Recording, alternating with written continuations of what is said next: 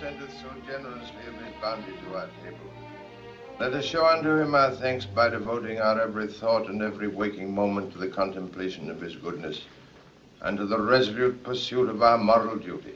Amen. Then we may consider the matter agreed, Master Starling. Yes, Master Goodgroove. This will be a good marriage, all things considered. It's high time my ward settled down to the duties of being a wife and mother. And you, Amber, have you nothing to say for yourself?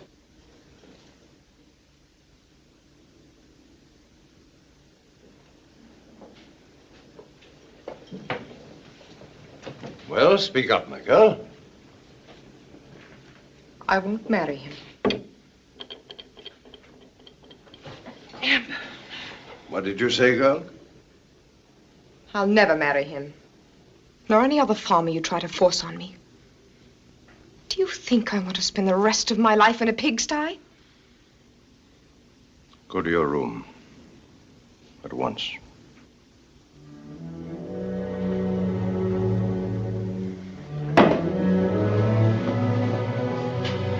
I owe you my apologies, Master Starling. And you, Robert. Matt, the girl's only out of humor. I've borne enough of her humors and her sinful pride. Her vain ways have been a village scandal ever since she learned to walk. I've raised the vixen as my own daughter, and like my own daughter, she'll behave. If it means the skin off her back entire. No whip, Matt. Please. All right, no whip. But she'll have to learn once and for all that vanity is Satan at work in the female soul. I've stood the last of her nonsense. She'll marry Bob Starling, and that's the end of it.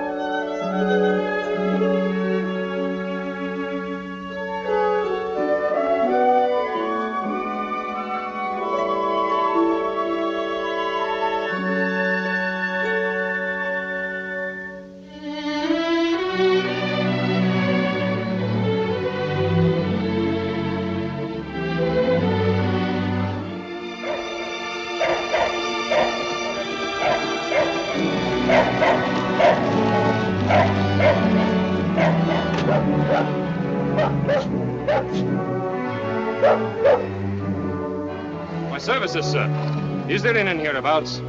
I need assistance for a wounded man and lodging for the night. There's an inn down the road.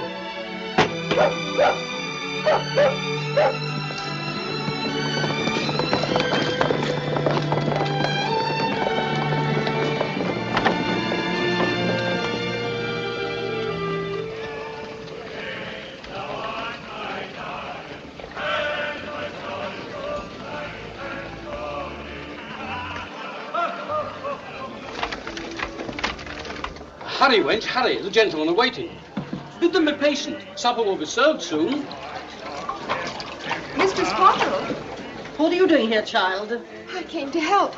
I knew you'd be busy, so... Oh, bless you, you can help. Take this wine into the gentleman. Yes, Mistress Potter.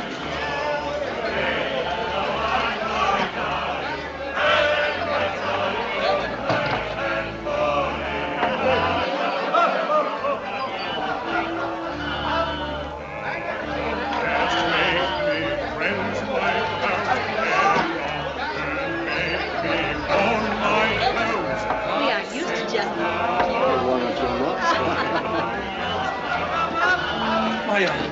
Out of the way, Wen. Put him here by the fire. He'll be nice and warm and comfortable. That's it.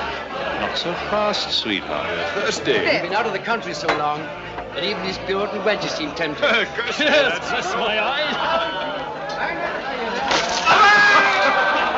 Your pardon, sir.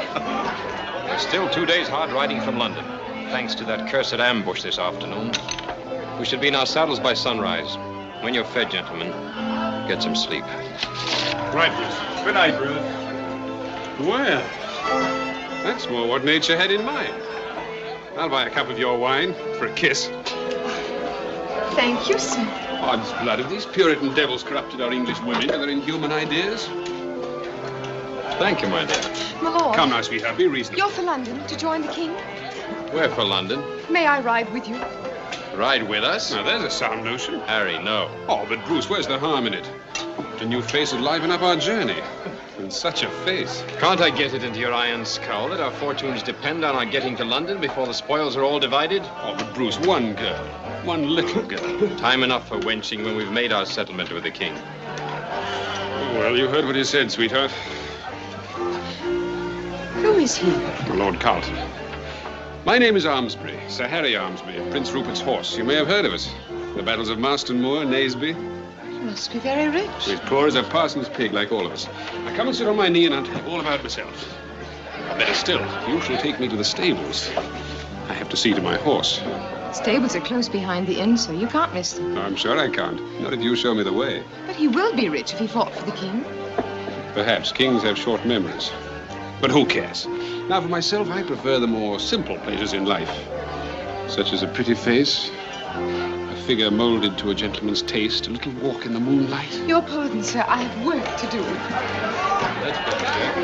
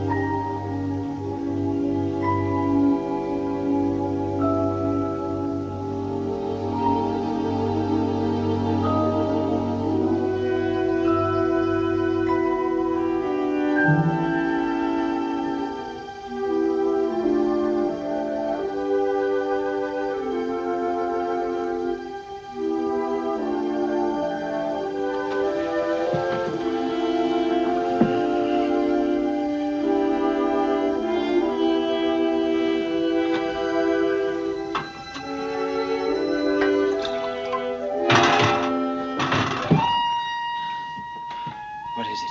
Your pardon, my lord, but the wounded gentleman, he's asking for water.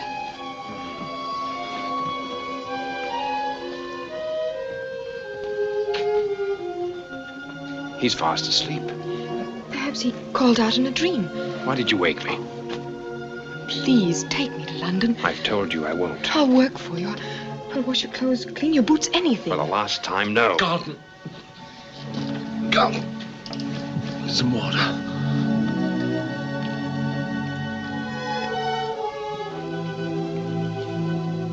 How do you feel, Jake? My arm burns like fire. Let's have a look at it. Bring the light over here.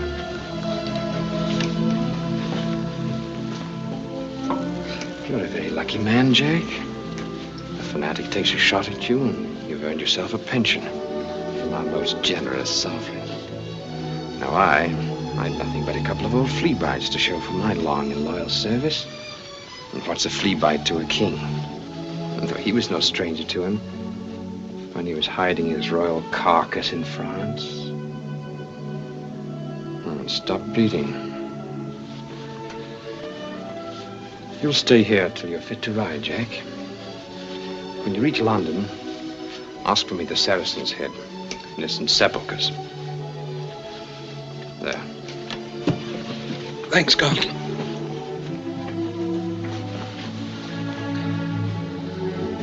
Sleep well, Jack. My lord. My lord, Shh. No, I won't take you with me. But Why have you got such an itch to see London? they'll make me suffer the rest of my life if I stay here. They've heard me say that it's a blessing for England to have a Stuart back on the throne. Faith, I wish I could be so sure of the blessing. But didn't you fight for him? I fought for Bruce Carlton. And I'm going to see the king to collect what's due to the same Bruce Carlton and to the men who fought with him. I've always wanted to meet a gentleman. And now that you have, my dear, good night. I've had little enough sleep since we landed on English soil. One more question. Well? Why didn't you try to kiss me, as the others did? Perhaps I didn't feel like it. What sort of gentleman are you? Faith, I've often been called on to explain a kiss, but never before the lack of one. Here, let me repair the omission.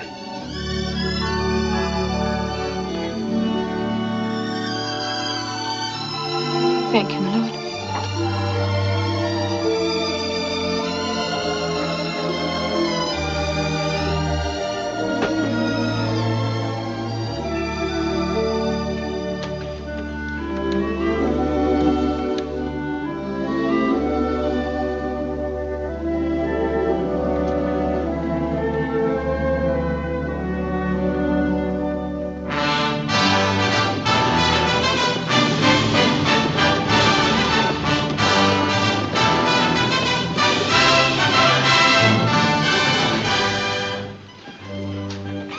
Rossmore here.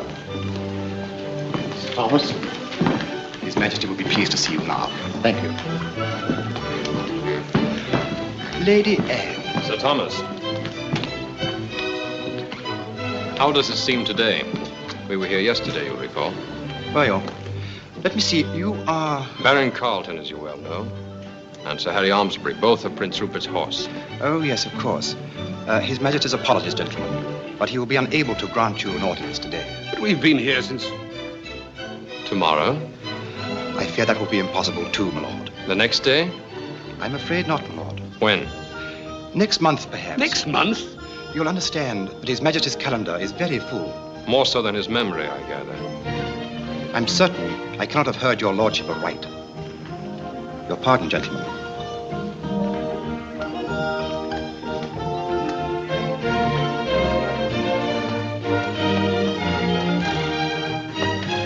Charles can't have changed so quickly. It's an old Stuart custom.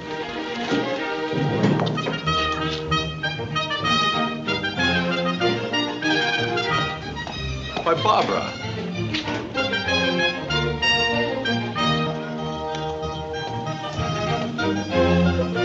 Isn't that the girl, what's her name? Barbara Palmer. You met her with me in Brussels 2 years ago. I remember. I must say her attitude towards you seems to have changed considerably. Well, we parted rather abruptly. You know, it was one of those misunderstandings. Look at the wench, will you? She doesn't wait to be announced or anything. Apparently, she's found an easier road to royal favor than we have. You know, Bruce, for the sake of our fortunes, you better see what you can do to clear up that misunderstanding.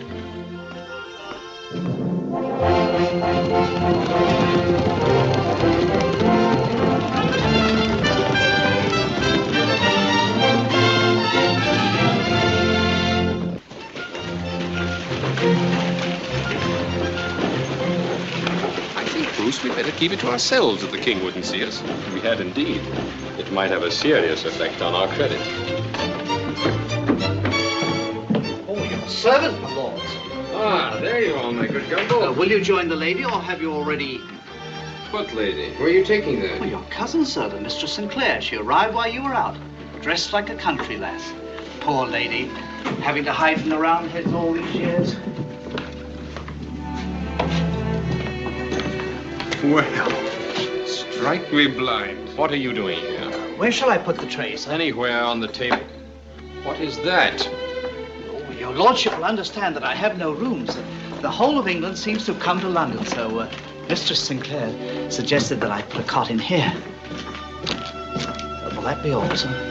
Yes, that'll be all. Thank you, my lord. Well, cousin? Well, I had to say something, my lord, else he would never have let me in. Who brought you here? I came by myself. I heard you say where you'd be staying. Harry, will you be good enough to see if we can find a man and 2 horses to take her back to Mary Green? Whatever you say, Bruce, but why not give it some thought overnight, huh? I'll see what I can arrange. Oh, please, Bruce. I can't go back. You know they'll force me into marriage. I never heard that a steady husband was such a bad thing for a girl. And for you, I think it's almost a necessity. I'd rather die. Believe me, I'd rather die than live with Bob Starling and his pigs. Keeping his house and burying his children and rotting away in that stinking little village. You can turn me away, but I won't go back. I'll stay in London no matter what happens to me. Please, Bruce. Let me live here with you. I'll be your servant. I'll never ask you for anything. You're asking for a great deal at this very moment. More than I'm worth. That's a very direct question, my dear, and deserves a candid answer. I don't know by what standard of value you measure yourself, but it can't match the currency in which I weigh my freedom. I'll make no claim on your freedom, Bruce. That's wise of you. But I'm leaving England as soon as I can. You've just got home. Only to get ships from the King for a privateering venture. Well, then, just let me stay here till you go. Oh, please, Bruce. If all I'm asking is just to be with you as long as you're here, that wouldn't be too much of a burden on you, would it? I'm far from regarding your presence as a burden, my dear.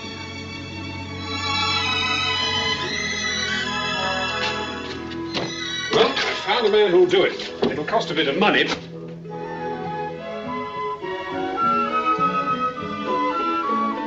I'll tell him you can't afford it.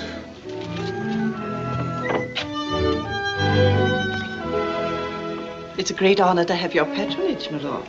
Would you prefer to pay for your purchases now or at your later convenience? Later, I think.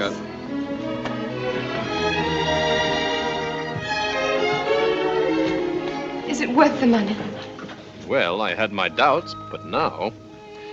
You're a beautiful woman, my dear. Well, wasn't I before? No, you were a pretty wench. Oh, the clothes don't make all the difference. It's how I feel. Good day. We'll send the other dresses to you as soon as they're ready, my lord. Thank you. Mistress Abbott.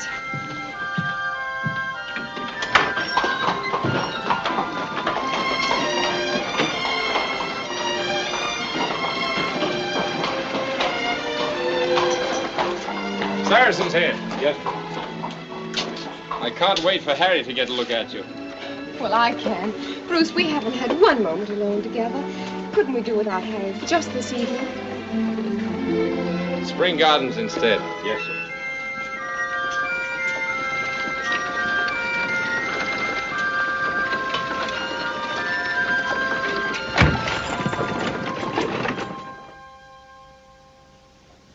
Amber!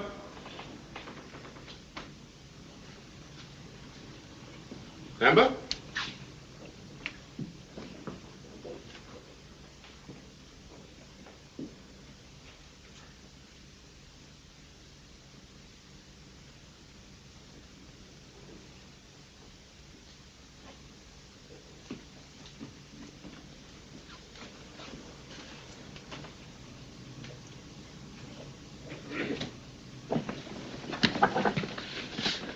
Good morrow, Harry. Good morning. I hope you'll forgive me. I didn't wait supper for you last night. Oh, Harry, I wish you'd been with us. We've been to Spring Gardens and up the river in a boat, and we had breakfast at dawn at a charming little inn near Chelsea, and Bruce has promised to take me to the theater when it opens. And you must come, too. Yes, you must. You're extremely generous, both of you.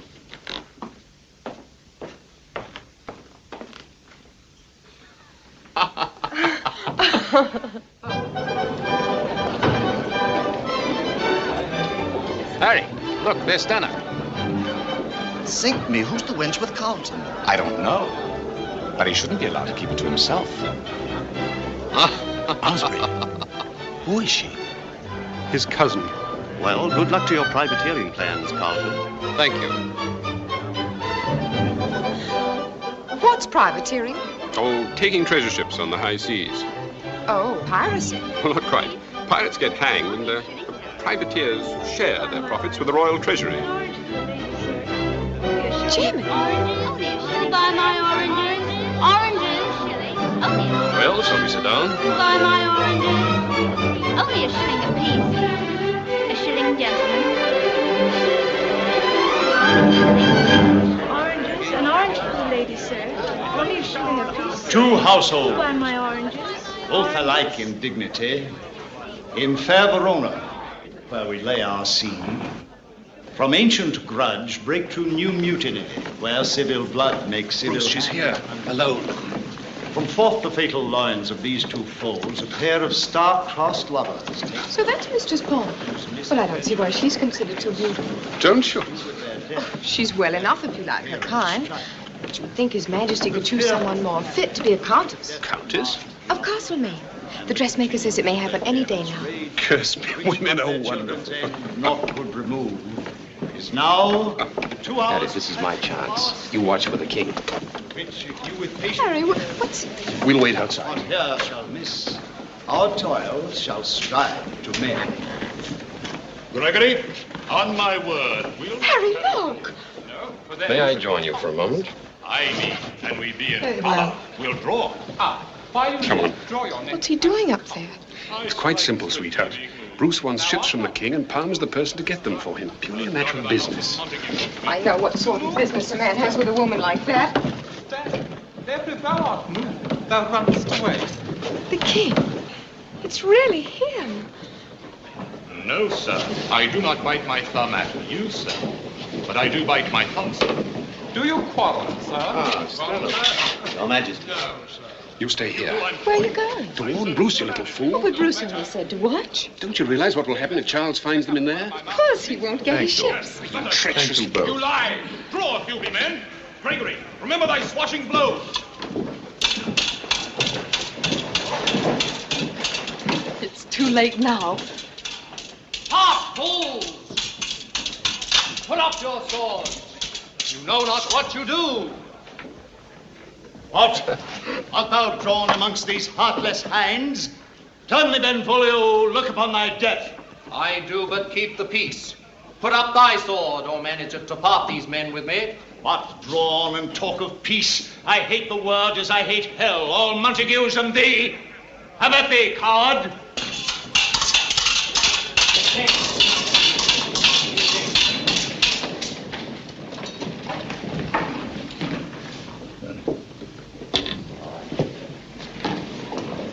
As I hate hell, all Montagues and thee, have at thee, coward!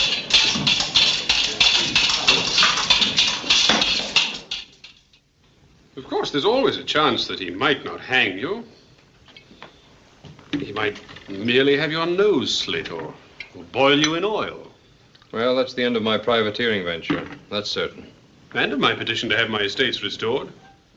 Serves me right for ever entrusting my fortunes to such an arrogant devil as you are. You're not entirely blameless, you know. If you'd warned me in time. Come in. My Lord Carlton, Yes? His Majesty requests your immediate presence at Whitehall. I'll come at once. It's 11 o'clock at night. Charles must be in a temper. I'll come too, Bruce. I may as well hang with you as starve to death alone. Oh, Bruce, he won't really hang you, will he? I doubt it, although Charles is inclined to be jealous. Apparently sets great store by our red-headed friend. Oh, I hate her. She's the cause of all this trouble. Don't be too modest, sweetheart. After all, you gave her a little help.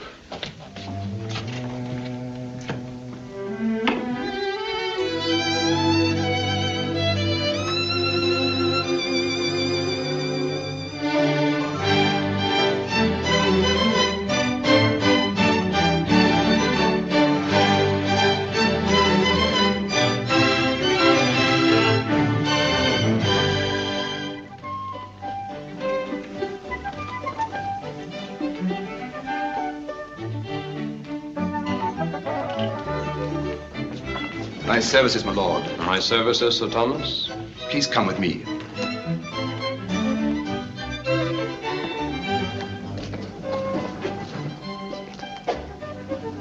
I'll wait for you, Bruce.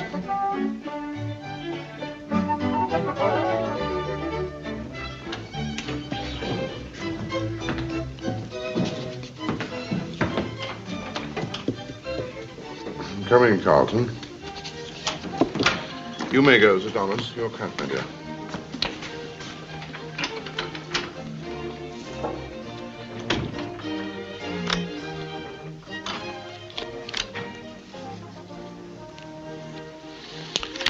My apologies for disturbing you at this hour, but I thought you would be pleased to hear that in view of your many and valuable services in my behalf, I've decided to grant your petition. You are most generous, sire. Lord's Fishman, it's nothing, and the boldness of your venture pleases me. Point of 5. Good. There are 2 ships in Bristol Harbor, Crown property, which I propose to make available for your purpose. Your Majesty is more than generous. Quint. Good. Knowing that you are zealous to be about this business, I've ordered a coach to carry you to Bristol tonight. Tonight?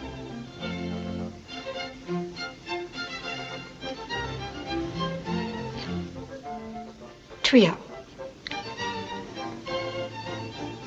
Not good. Yes, tonight. Your lead, my dear. 21.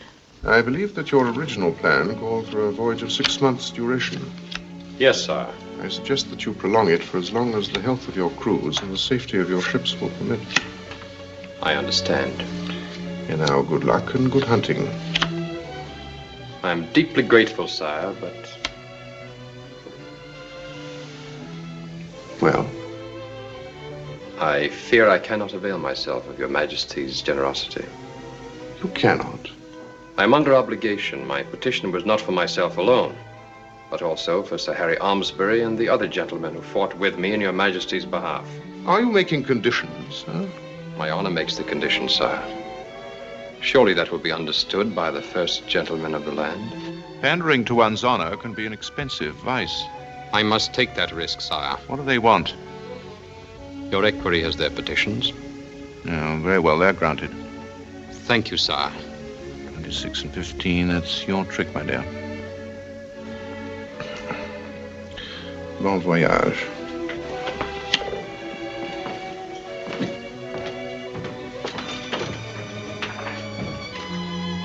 No, my dear. Never lead from the ace-queen, because then, you see, the king takes the trick.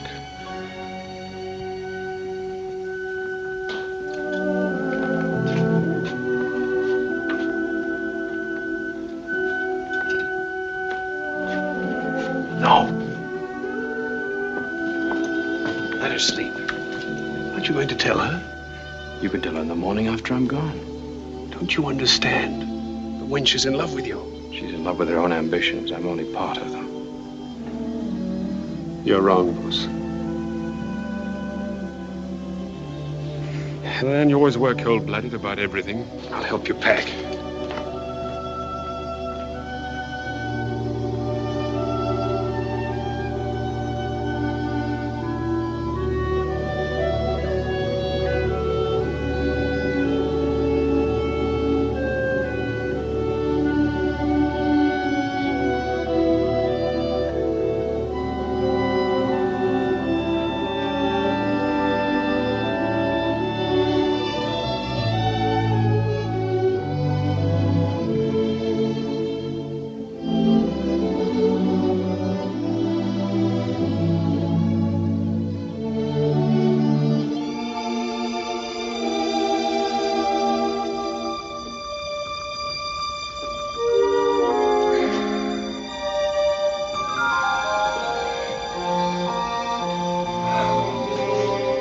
Good morrow, Amber.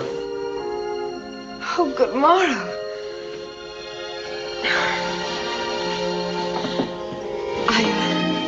I must have fallen asleep waiting for you last night. I thought it best not to wake you.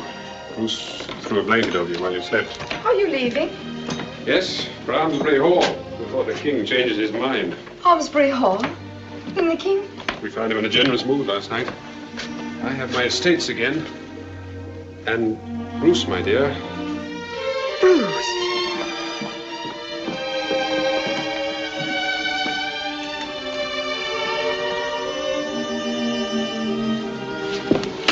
He's gone. Yes. Then he came back here to fetch his baggage. Have they taken him to jail? No. The king sent him to sea. To sea? But I don't understand. You can always rely on Charles to find the devious solution. Oh, it was bound to happen. Sooner or later. Yes? Your horse is saddled, Sir Harry. Well, thank you. Take my baggage down. Yes. How could he? How could he, Harry? Without even saying goodbye. Bruce hates partings. He asked me to make you his apologies. And he left this for you. There's £200 here. Enough to pay any bills of yours he hasn't already settled. And enough left over to keep you until you can find some employment. Well, I've got a long ride ahead of me, so... Listen, Amber. I know London, perhaps better than I should. The towns are swarmed with rogues and adventurers. It's no place for a lone woman, especially one as young and beautiful as you are, and with your zest for living. Mary Green lies close to my road, and I'll be glad to take you there. No, Harry. Oh, be sensible, Amber. If you've got a dowry here, we'll catch you any farmer in England, or even a country squire, or even a knight for that matter. Pox on your country squires. I'll wait for him. You surely don't expect him to marry you, child. When a man like Bruce marries, it'll be for position, wealth, family. I'll give him those things. If he's above me now, I'll put myself on his level. Higher if I have to. But, sweetheart, you can't just climb from one class to another as though they were rungs on a ladder. What's just taught me? I know what sort of world this is. I've kept my eyes open since I came to London. Barbara Palmer wasn't born Countess of Castlemaine, was she? And I'm younger than she is. You said yourself I was beautiful. I'll get the things he wants. A title, a fortune, all of them. I'll climb so high he'll have to reach up to touch the hem of my skirt. I still think you're making a mistake. I'm partly responsible for what has happened. I'll feel responsible for what becomes of you. It's a burden I don't want on my conscience. Go back, while you still have the chance.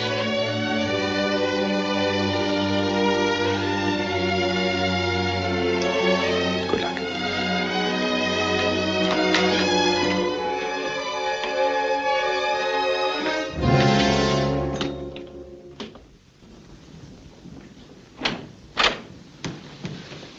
Good morning, Mistress Abbott. Good morning, Mistress Sinclair. I've come to pay Lord Carlton's reckoning. Oh, yes, we heard that his lordship put to sea. That'll be £18. I trust he provided for you generously. Oh, yes. Yes, his lordship was most generous. He may be away for some time? For several months. Good day, madam. Good day. Listen, my child. I suppose you haven't many friends in London. But I've been here such a short time. Of course. I've taken a great fancy to you, my dear. It would give me pleasure to help you. But I need no help. To advise you, then. This money that Lord Carlton left you, you're not carrying it about with you. Well... Oh, but it isn't safe, my dear. The city abounds in pickpockets and cut purses. I'm afraid I don't know what else to do with it. Put it with a goldsmith at interest. Or better still, invest it in some safe venture that'll bring you a profit. Isn't that so, Mr. Landale? Mr. Landale is one of our leading men of business. Mistress Abbott makes too much of my meager interests. Still, people have been kind enough to say that I have a certain shrewdness in these matters. Sow pennies and reap pounds, eh? I don't understand. Money begets money, my dear. Now, this is an age of expansion. Under the guidance of our wise and far-seeing king, English capital has reached out to other lands, other climes. To the colonies, the Indies, to Hudson Bay. Well, I'd prefer to keep my money here. But you do keep it here, my dear child. It's a matter of finance. Now, Let us say you have £1,000, eh? £200. Rather a small sum to be sure. Still, invested, shall we say, in American furs or East Indian spices, in a few months it might become £1,000. And that £1,000 in turn, 10,000. And that 10,000, 100,000. Indebtedness to sundry worthy London merchants in the sum of £86, 5 shillings and 6pence. Amber St. Clair, stand and face the court. Have you anything to say before the court pronounces sentence? Your worship, I was swindled.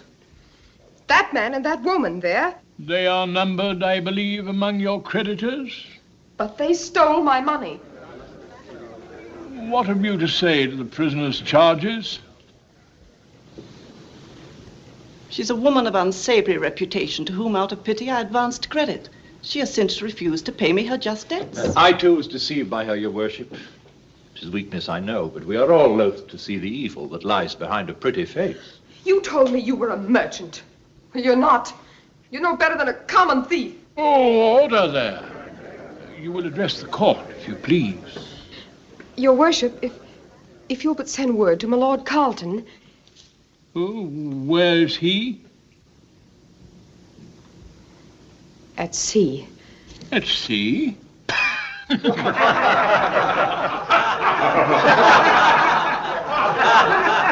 then, to Sir Harry Almesbury, at Almesbury Hall. Oh, and who would pay the costs of such a message?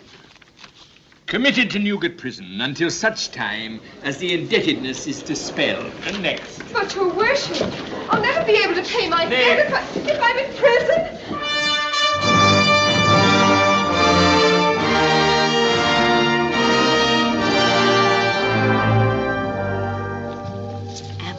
Amber, the blanket. I've only had it 10 minutes. Wait your turn. Not for me, it's for Marge over there. Time's come. Here. Thank thee. We must try to keep her as warm as we can. Isn't there some place she could be taken to? She ought to have a midwife. Such things are only available to prisoners with money. She was hoping to carry that baby another month yet. As soon as it's born, they'll hang her. What was her crime? She stole a piece of cloth from a mercer's shop, Marge did. My Nan, come along, Nan. Christmas cheer in the tap room. Take the lass along, too. Amber, we're enough. Now you'll meet the quality of Wake the up. place. What sort of quality could there be in this place? Good enough for your ladyship, I'll warrant you. Wake up, Mind who Nellie. you're talking to. She owes near £100. Oh, come on.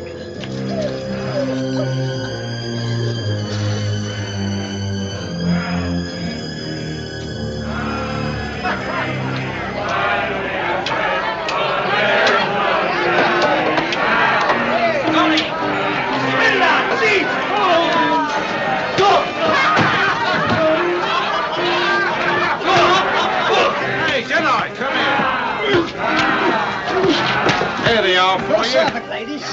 Will you step in here where the gentleman can have a look at you?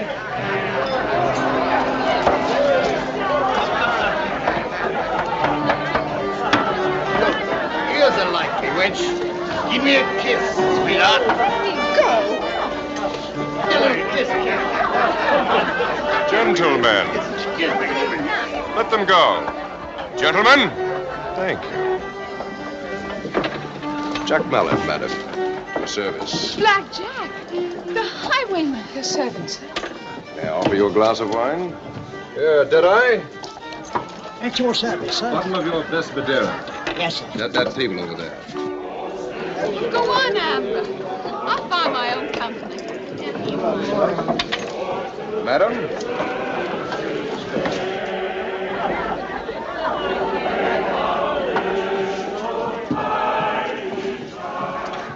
To our host, Charles Stewart.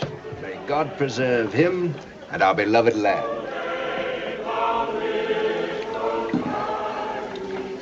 Finest music in the world, our English carols. They would sound more pleasant out there than they do in here. Faith, so they would. I take it you have a mind to leave the place. Don't worry. They expect a certain amount of impatience in their guests. You know, could find use for a lass of quality on the outside. Well, in the profession, you understand. That's fine talk, Master Mallard. But we're neither of us on the outside nor likely to be. Speak for yourself, madam. I'm spending the winter season here, you might say, but when the roads open up again in the spring, Jack Mallard will be back at his old trade. You'd break out? If I have friends. Before my trial comes up, I'll have a passport. And whoever happens to be keeping company with me at the time will get her passport paid for along with mine. A wench like you wasn't born to rot in prison. What would you expect of me? That you'd be true to me and to the trade I teach you. Is it a bargain? There's one thing I'd have to be sure of first. Name it. That you'd take care of me, no matter what happens. Prison's so unhealthy. I might not be able to go to work right away. I might need a rest. You'll not worry about that. You look robust enough to me. I promise I'll take care of you. Are we agreed? All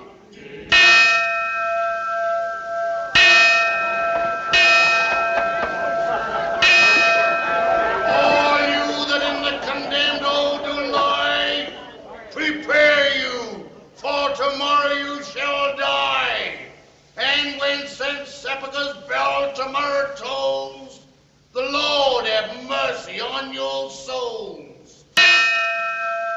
Past 12 o'clock on a cold winter's night, and a Merry Christmas to all. What does it mean? It means that tomorrow at sunrise, Sam Russell and 3 other brave lads shake hands with Jack Ketch at Tyburn Tree. Oh, well, it's only fair to warn you.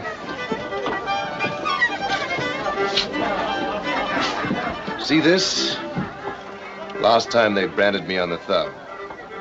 This time, if I'm so careless as to wait here for my trial, I'll be dancing on air. It's only the nature of things. Some die in battle, some in bed. The highwaymen, falling off a platform while in conversation with a parson. As long as you know beforehand. Maybe it's only fair to warn you too. I'm going to have a child. That's why I took up your bargain. It mustn't be born here. Sink me, but you're a sly wench. Well, it only proves that you'll be worth getting free. Merry Christmas.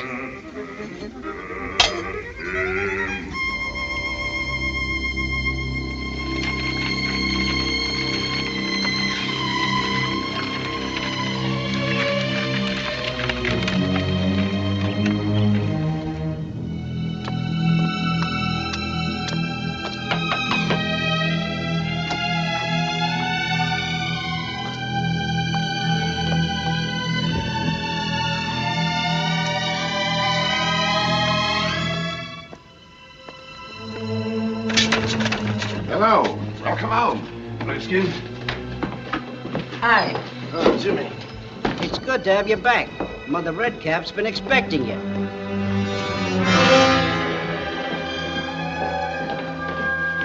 What's the meaning of this? Oh, Jack?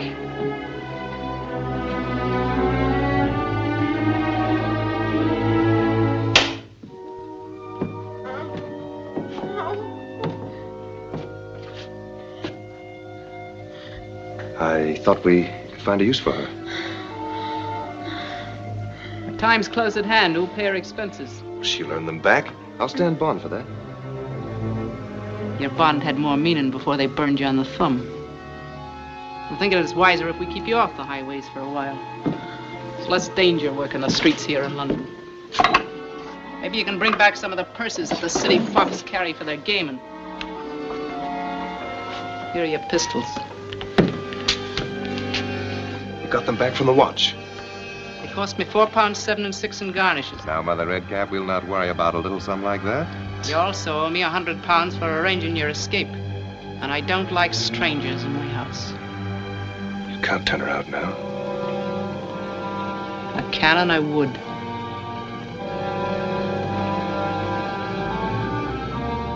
She may bring us profit eventually. She's pretty and she's flash. That's all I can say for her. Take her up to the back room.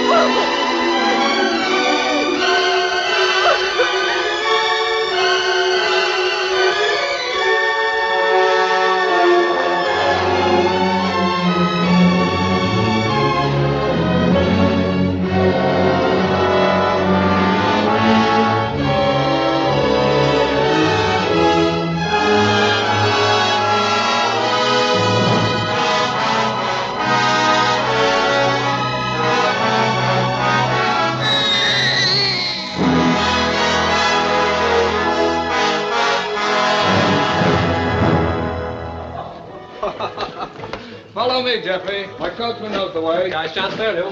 Would it be proper for you to take me home? Proper, ma'am? 'Twould be an unpardonable sin if I didn't.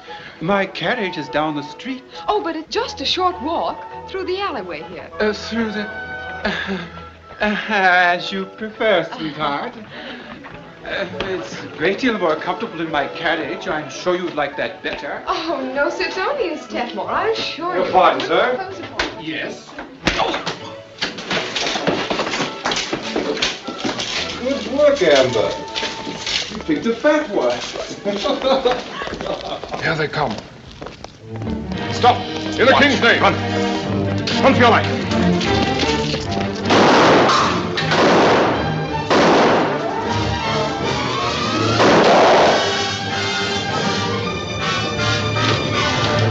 Did you get the wench, Captain? The winch! Don't let her escape!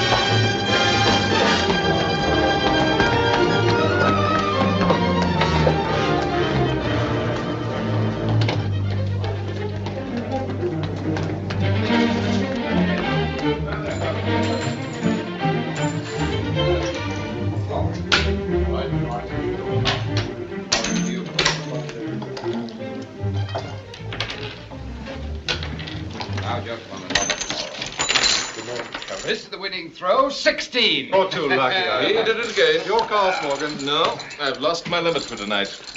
And now thank you, gentlemen, to take your leave. It's late, and the king reviews our troop in the morning. Odds blood, if one doesn't pity the poor soldier in time of peace. One more round. Yes, come on, Morgan.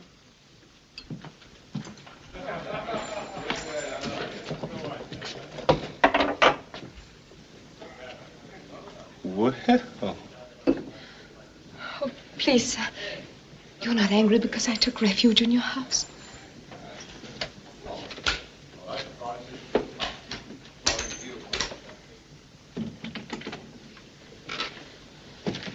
Refuge, madam?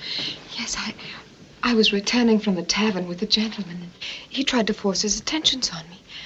But I eluded him and came through your door, which was open. And where's the scoundrel now? He was just outside a moment ago. I was waiting for him to leave. If you wish him taught a lesson in manners, I'm at your service, madam. Oh, no, please, sir. He's a very dangerous man. A notorious duelist. I'm no stranger to swordplay myself, madam. Open up there. Who's there? The watch. I beg pardon for disturbing you, Captain Morgan. What can I do for you? We're looking for a wench, sir. One of a band of footpads who cut a gentleman's purse up the alley here. I see. What makes you think she's here? She can't be far away. We were close behind her. She must have sneaked into a house along here somewhere. If I see her, I'll let you know. Thank you, sir. Curse me if I didn't believe your tale. What am I to do with you? You know what will happen if you give me up? They'll put a rope round my neck and hang me. Too pretty a neck for a rope, that's certain. But, sweetheart, I'm an officer of His Majesty's Guards and sworn to uphold his laws. All I ask is that you don't give me up. Then when the watch is gone, I'll leave and you'll never see me again. Where will you go? I don't know. You have no home? Only the robber's den at Whitefriars. And there's a horrible woman there who has me in debt. She'll never let me go as long as I live. This is the truth now. Oh, yes. Oh, please believe me. Morgan! Coming! Please help me. There's one possibility that occurs to me. If you're willing to put yourself in my hands and do exactly as I say. I'll do anything you say. Anything. Morgan! A profitable evening. Oh, there you are. Oh, good night, Morgan. Good night. Where have you been? Drowning your sorrows in the pantry always. Good night to you, gentlemen. Want a night at my house? By all means. Good night. Good night. Lieutenant Ivis.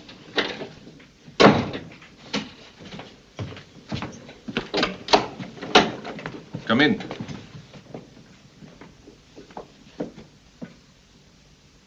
Well, as I so aptly remarked, pity the poor soldier in time of peace. This is Mr. Ivers, Mistress Sinclair. Sinclair. My services, madam. My services. Mr. Ivers is a close friend of Mr. Killigrew of the Theatre Royal. An intimate friend, you might say. He's rejected 6 of my plays. Mr. Sinclair is anxious to obtain employment as an actress. Do you think you could use your influence with Killigrew to help her? I should think Mr. Sinclair's own influence would prove far more persuasive than mine, but I'll be happy to arrange an introduction. Good. Good night, madam. Good night, sir. Good night. Good night, Ivers. But I don't understand. How can I hide at the theater right out in public? The king has made all the actors wards for the crown. For such a rowdy lot, it's the only way he could ensure himself uninterrupted entertainment. But I still can't see Wards how. of the crown are immune from arrest. If Killigrew is pleased with you, and I don't see how he can be otherwise, you will be safe under the protection of the king.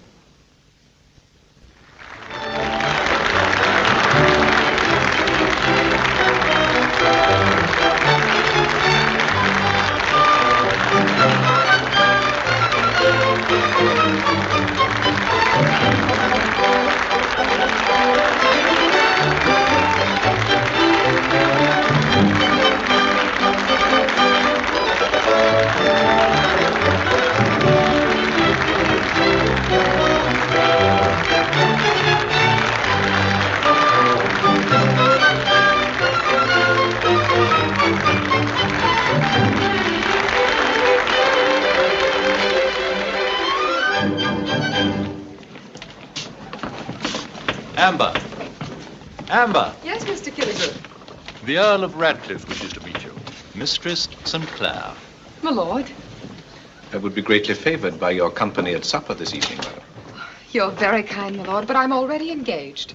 Surely his lordship's invitation takes precedence. Another night will do as well. Tomorrow? I deeply regret I shall be unable to accommodate your lordship. Let me speak to her alone, my lord. She's rather new here and doesn't quite... No. I prefer the illusion of a voluntary decision. May I hope that at some future time circumstances will permit of a different response? Well, it's hard to predict one's circumstances, sir, but, well, knowing the weakness of my own nature, I shall probably be influenced by any further proofs of your lordship's interest.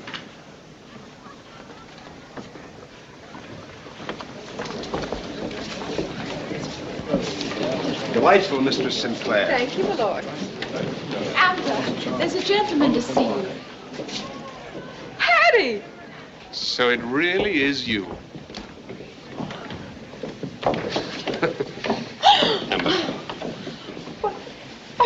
They're only looking for some new scandal to spread. That's exactly what I fear. My wife is a great believer in scandal. Oh, you're married now? I even have a daughter.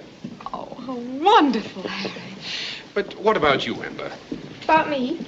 Yes. Has anything like that happened to you? Well, no, I can't really say that. Nan! Sir Harry is one of my dearest friends. Well, I didn't know, Mum. I was only... Besides, you're a lady's maid now. That's what I got you out of Newgate for. Newgate? At least you've increased your knowledge of London. Well, I've seen a few things. What about Bruce, Harry? Have you heard anything? Only that he's taken some fine prizes on the Spanish Main and put into Jamaica for repairs. He might be in England any time, there's no saying. Are you still... I told you I'd wait for it. Amber. Rex, darling. This is Sir Harry Almesbury, Captain Morgan. You're calling on someone here, Sir Harry? Why, yes, on Mistress Sinclair. I saw her in the play. Indeed, sir. Rex, you don't understand. Sir Harry's my uncle. That's right, Captain. Her mother's brother. Younger brother, if I may be permitted to say so. He didn't know I was in the theater. Now, that's the truth. I mean, that's the truth. I was sitting out there watching the play when suddenly I said to myself, isn't that little Amber? She used to be very little. Well, my friends will be waiting for me, Captain. I'll tell the family you're well taken care of. You are well taken care of. Oh, yes, Sir Harry. They'll be glad to know. Cousin Bruce and all. Your servant, Captain Morgan. Your servant, sir. You didn't tell me you had an uncle. Oh, didn't I? Come along and talk to me while I change, darling, won't you?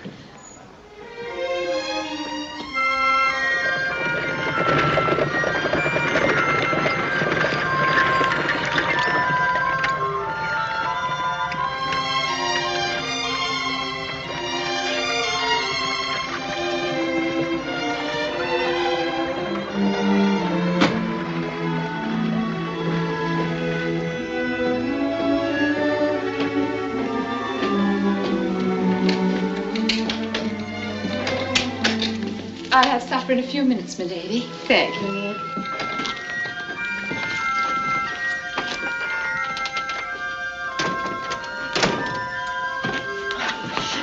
Let me take your sword, dear. No, I can't stay for supper. I have to go to Wales tonight on a mission. Oh, Rex, will it be a long one? Several weeks, I fear. You'll miss my biggest part. I not only have lines to say in the new play, but Killigrew's letting me speak the epilogue. I'll miss you far more than I will your performance. You know how I regard your profession. 'Tis only a passing necessity till your danger's over. I'll miss you too, Rex. Will you let me have some money for while you're gone? Money? £5 should be plenty.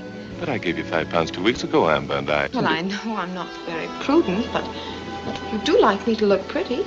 Not while I'm away. Amber. You know my feelings towards you. At first, I thought of you as a pleasant companion for a time. Well, haven't I been? So much so that I never want to lose you. I want you to marry me, Amber. Marry you? Yes, why not? No, I can't. It's impossible. Because there's someone else? Is there? Tell me. Have you ever seen me with anyone else? No, I haven't. And take care that I don't, Amber. I warn you for his sake. There's no one else, Rex. Then say you will. I've got to leave now. I'm late already. Give me your promise before I go. Give me the £5? Of course, darling. I merely wanted to be sure that you weren't being careless, that's all. You do love me, don't you, Amber? You know what these last months have been like? Do you think I'm that good an actress?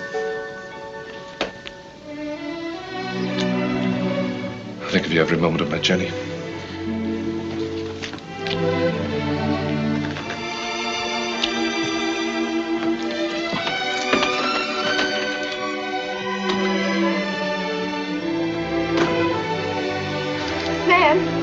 Nan!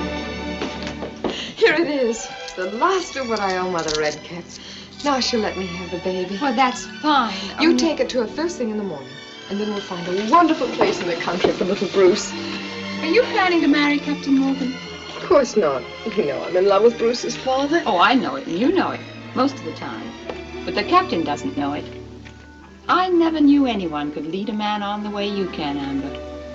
But did you ever think how to turn one loose? Nan.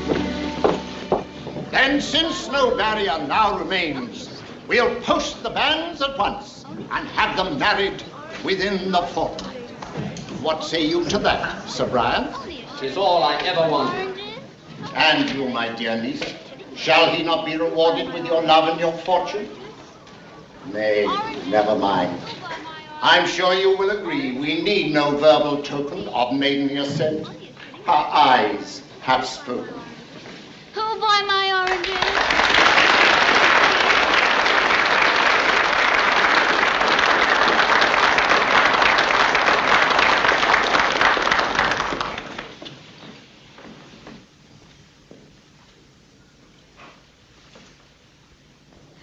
Though sober minds may find our play too light, your author and your players claim the right to serve no moral purpose by their art, but gaily treat with matters of the heart.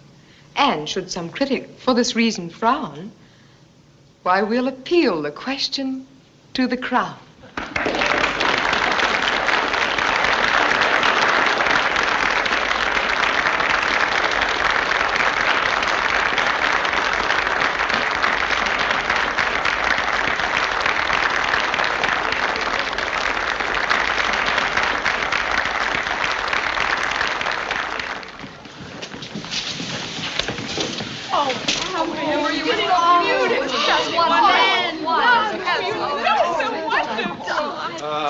Mr. Sinclair.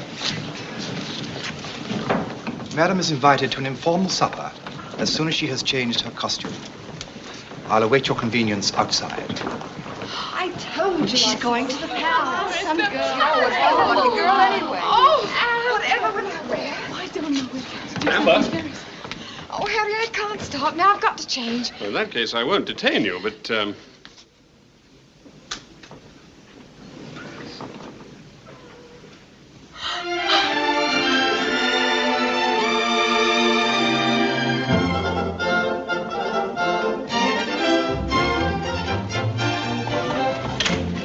Sir Thomas. Sir Harry. Mistress Sinclair asks me to present her compliments. She will be unable to accept your invitation.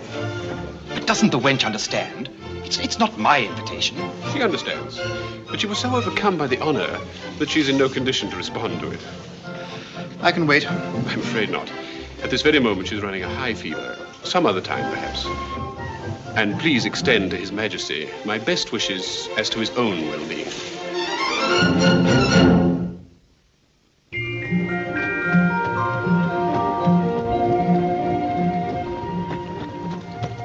You haven't told me, Bruce. Did you miss me? More than I expected to. I worried about you, too. And what's this great mystery that awaits us? You'll see.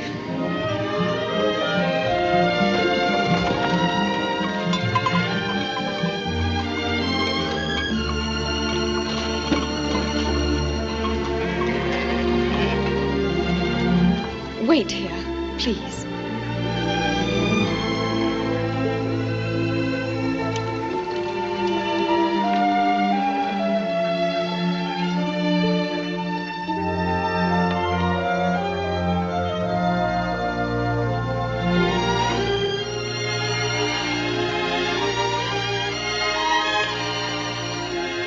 Your son, my lord.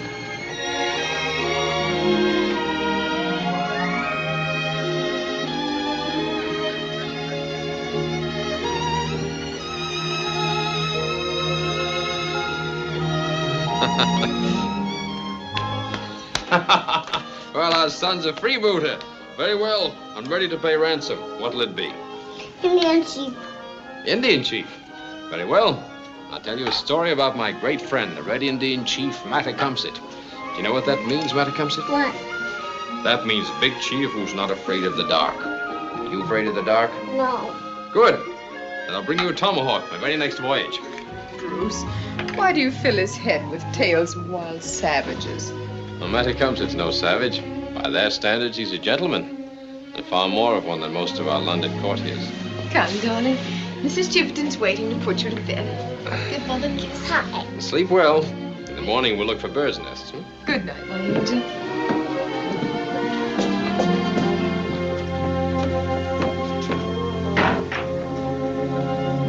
I declare I'm getting jealous of you two. After all, he's my first son. Our son. Isn't it wonderful, Bruce? Yes, I've enjoyed this day here. More than I can say. Have you, darling? It wouldn't be such a bad life. Living on a farm, tilling a few acres, raising a family. And that supper we had tonight.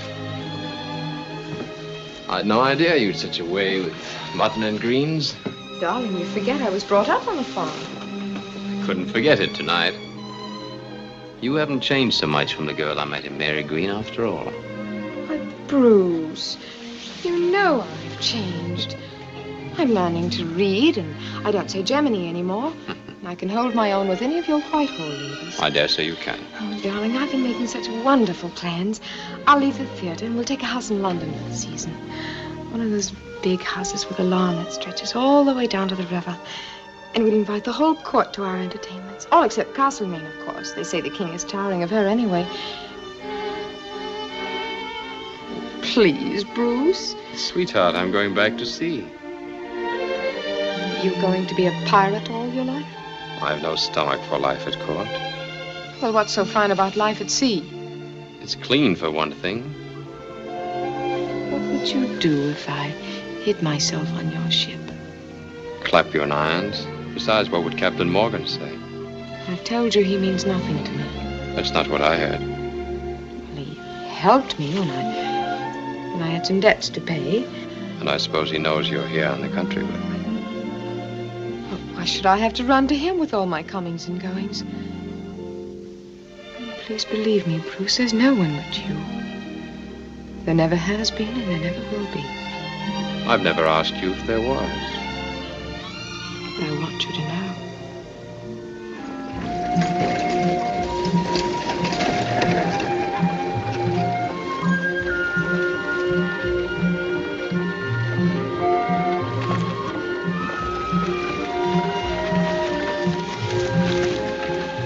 Well, Ember. It's early yet, Bruce. Please. Very well. I don't want to waste one moment of this. These are the things I'll remember when you're gone. Walking with you. Feeling your hand on my arm. The feeling of you being close. Will you remember, too? It'll be hard leaving you and our son. Oh, Bruce, it isn't too late to change your plans. After all, we don't have to live in London. We could find a place in the country. Even a farm, if you'd like. If only you'd stay.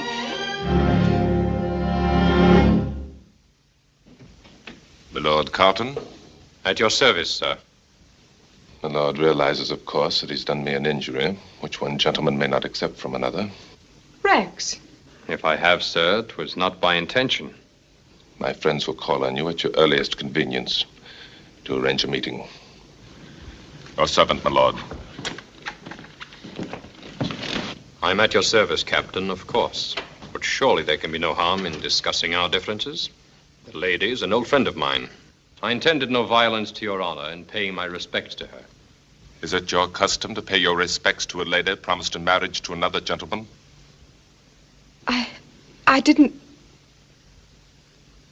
Your servant, sir. Rex! Rex! Let him go, you fool. The harm's done. You have to fight him. Yes. Pretty, isn't it? Even if he wins, he'll have lost what he's fighting for. Do you think I'm worried about what happens to him? You should be. He was telling the truth, wasn't he? You did promise to marry him. I promised nothing. If he chose to believe that... Perhaps I'm just as much to blame as you are. But between us, we've destroyed something very fine and decent. If he lives through this, go back to him. Even if you have to crawl on your knees to do it. I'll do my best to dissuade him.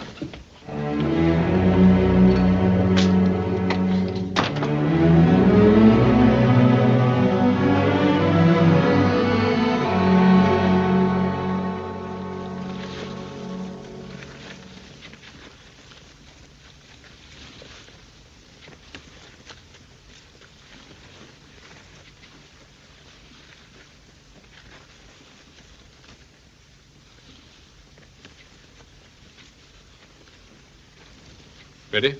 Ready. Ready? Ready.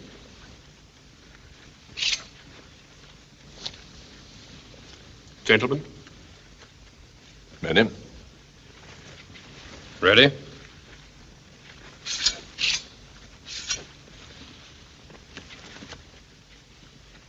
On your guard, gentlemen. May I suggest, Captain, that we consider this matter settled when blood has been drawn? The matter, my lord, will be settled when one of us is dead.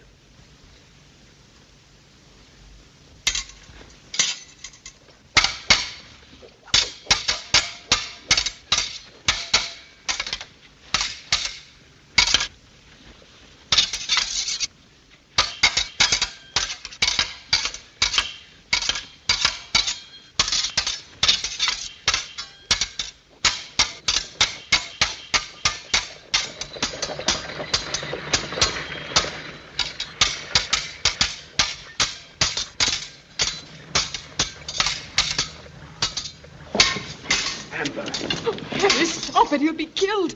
Go back. No.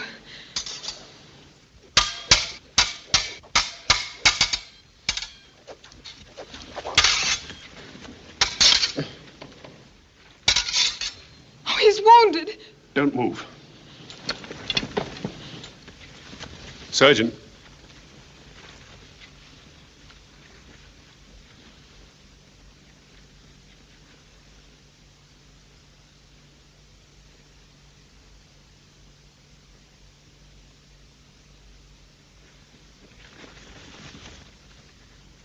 Let this satisfy your honor, Captain.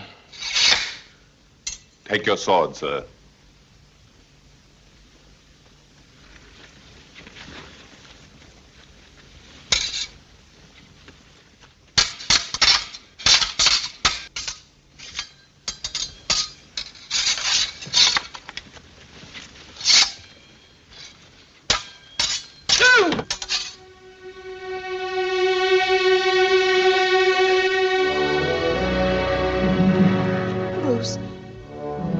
Bruce, you're hurt. There's a man over there who's dying. Go to him.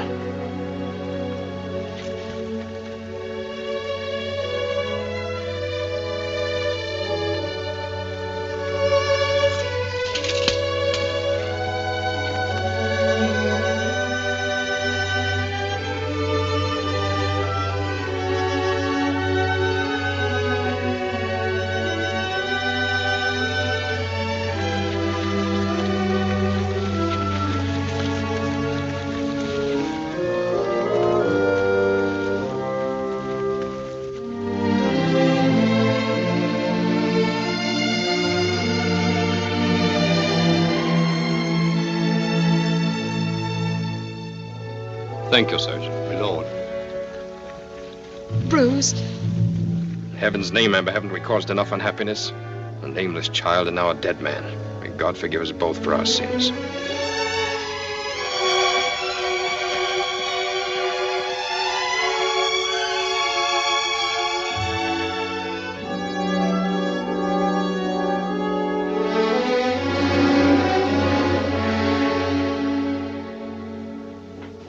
Pray come in, my lord.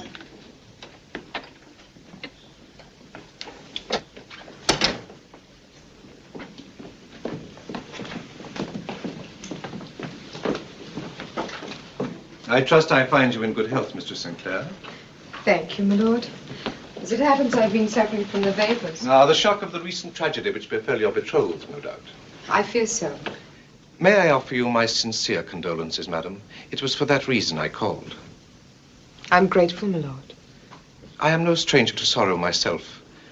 I lost my dear Countess in Italy less than 2 years ago. How dreadful. What was the cause of her death? A mysterious malady which proved incurable. How sad. Sad indeed. We were well suited to each other. She appreciated the luxuries I was able to offer her, and I appreciated her beauty, which was exceptional. My grief was unassuageable. Inconsolable. Oh, yes. Mine, too. My heart goes out to you, madam. I trust that time will exert a healing influence, as it has in my case. Thank you, my lord. At which time I shall give myself the pleasure of calling on you again.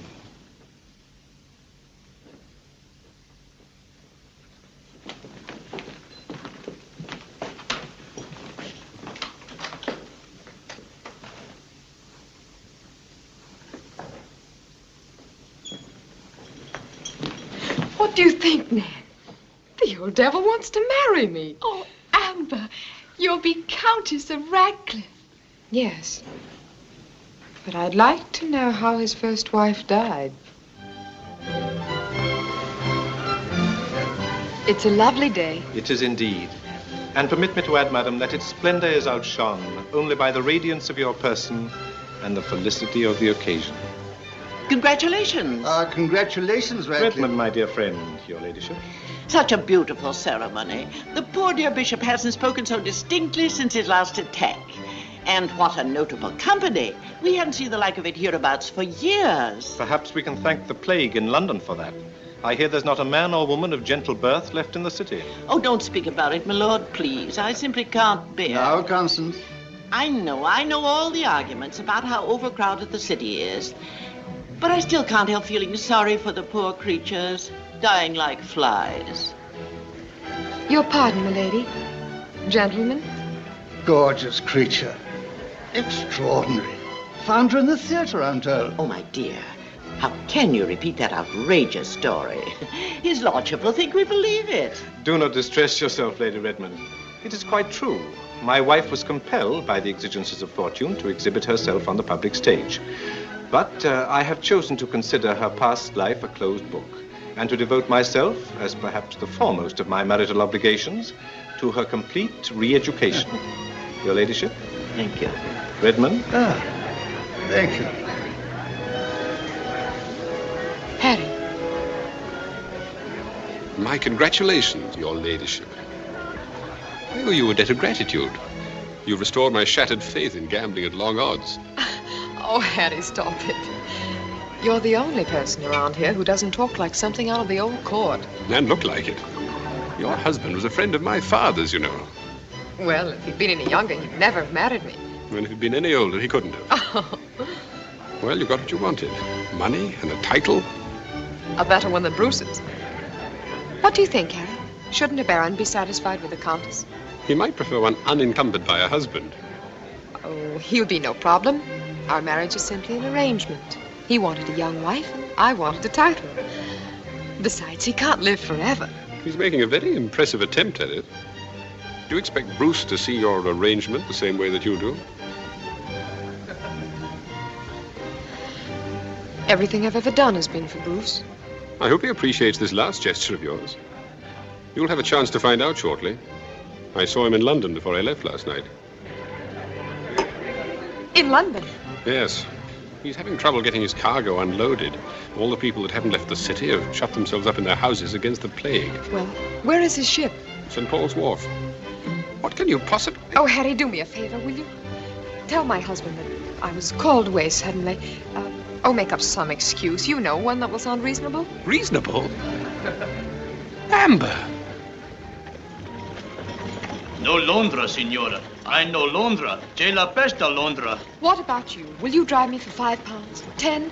Why not cross the Thames for £100? Not while the sickness lasts, my lady.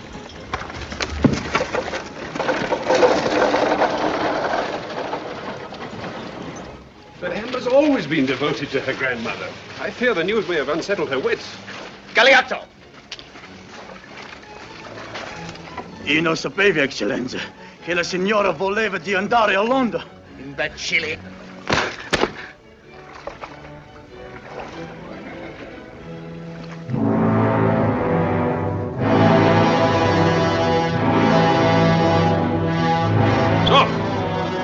Stop there! But I must go to the docks. Order the Lord Mayor. You can try that way. You might get through.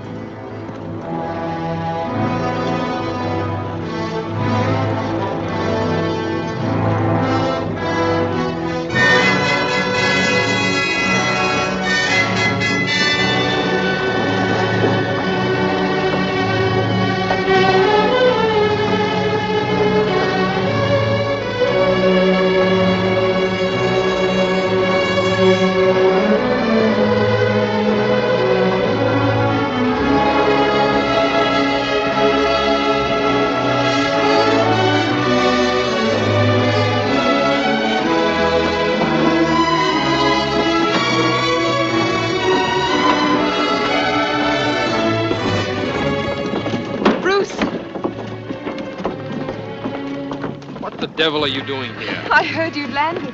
Well, don't you know it's dangerous? We've had 3 cases of the plague on my ship. Bruce, just to see you again. What is it? Are you ill? No, we've been working night and day to unload and get out of this pest hole. We're almost finished.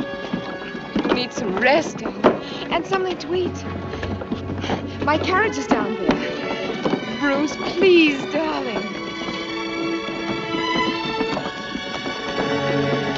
Mr. Ross!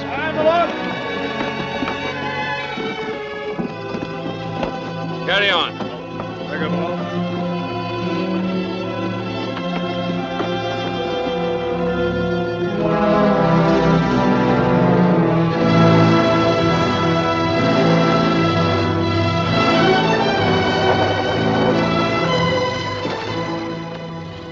Let me out of here. Can't take any chances. It might be. Oh, no, don't say that, darling. It's only the vapors.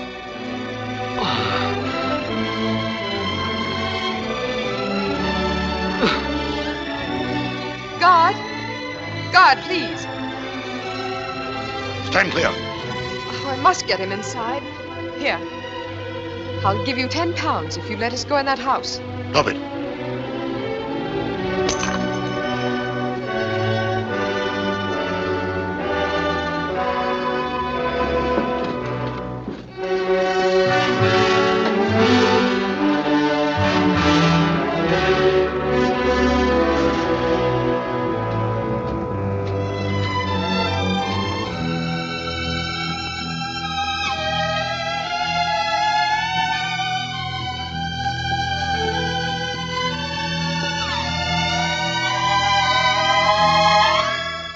Don't touch me.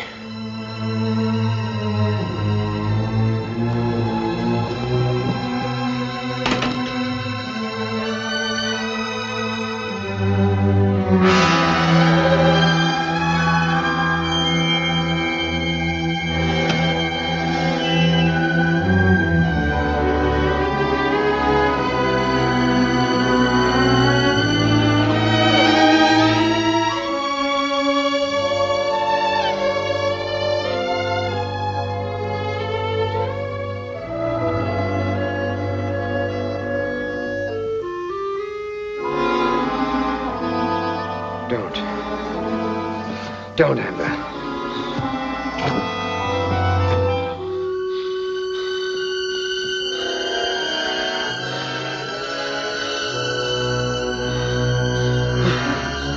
No, Bruce. Go away, Amber. Go away while you can.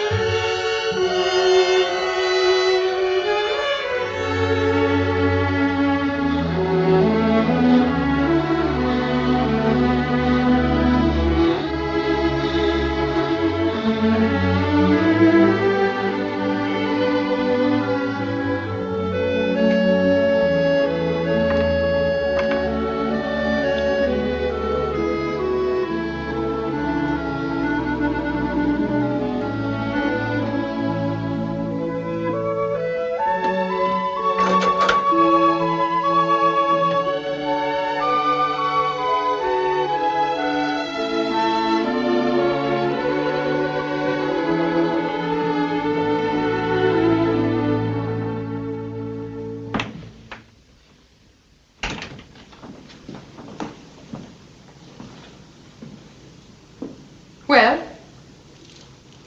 I'm the nurse, dearie. Mrs. Spong. You were supposed to come here yesterday. My last was a slow one to die. Got the plague boil, has he? Well, it's the worst part of the sickness. But they never live at all if they don't have one. Is it coming to a head? Well, that's hard to say, dearie. Sometimes they get fits when it does. Then it's easy to tell. We'll take a look at it tomorrow morning, and then we'll cut it, maybe. No sense worrying too much about him. The way he looks, he'll die whatever we do. He's not going to die. He mustn't. Like to make a wager, dearie? Twice my pay against none at all? No, don't touch him. I'll see to him. There's some dirty things in the kitchen.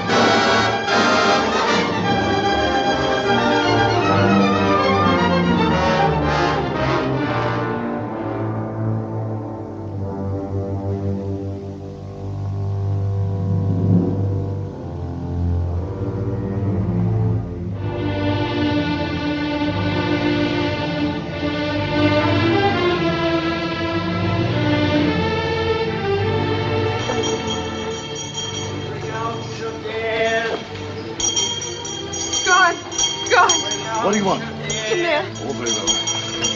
Hey, all right.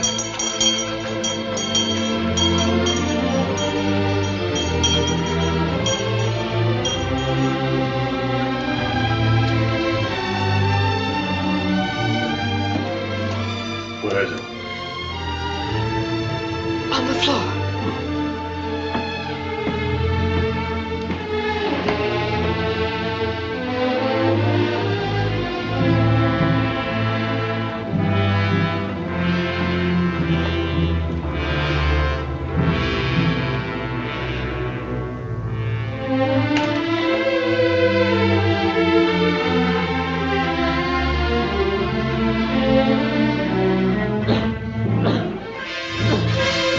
Yeah.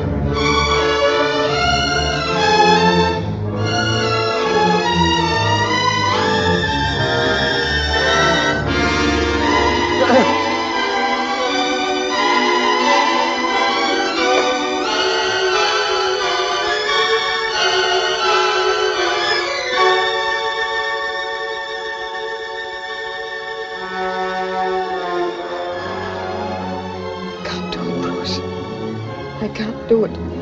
You must, Amber. Hurry.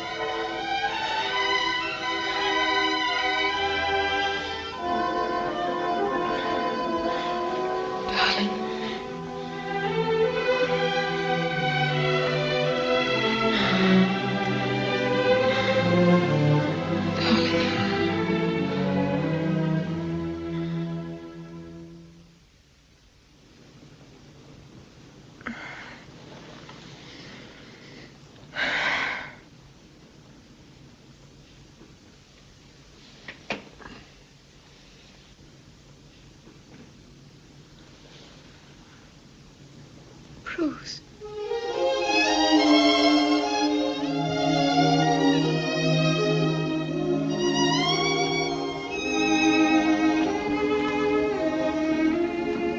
Bruce.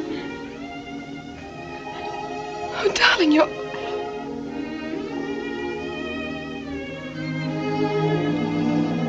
Oh.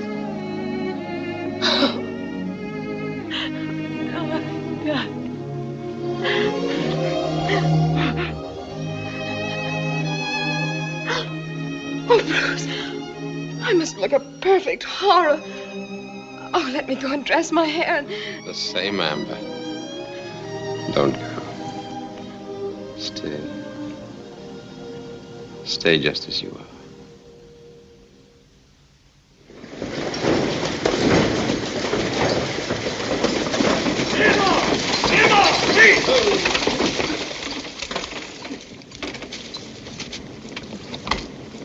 Ecco, signore. Questa è la casa. Non andate. La peste.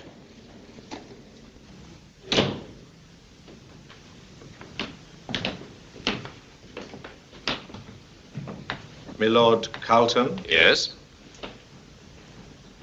I am the Earl of Radcliffe. Where is she? Where is who, my lord? Do you refer to Mistress Sinclair? I refer to my wife.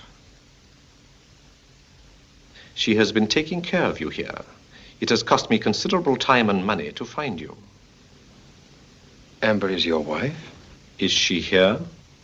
Not at the moment. She's gone to buy food. Perhaps you'd best sit down and consider this slowly. Will you have some wine? No, thank you. I will, if you don't mind. You must understand that this information is so startling that I can't adapt myself to it easily. May I inquire into the nature of your present intentions? They are simple. I have come to fetch the Countess. Do you propose to prevent me? I see no way in which I can do so that is either honorable or practical. I'm glad to hear that. I used to be proud of my swordsmanship, but I'm rather old for dueling now. I presume I owe you some sort of explanation. I require none about the past. But I do confess a certain curiosity regarding your future plans. They are forming in my mind at this moment. I've long had the idea of settling in Virginia. Does your lordship consider that I look fit enough to travel? Beyond a doubt, my lord. In that case, may I say with sincerity and humility that you are an extremely fortunate man?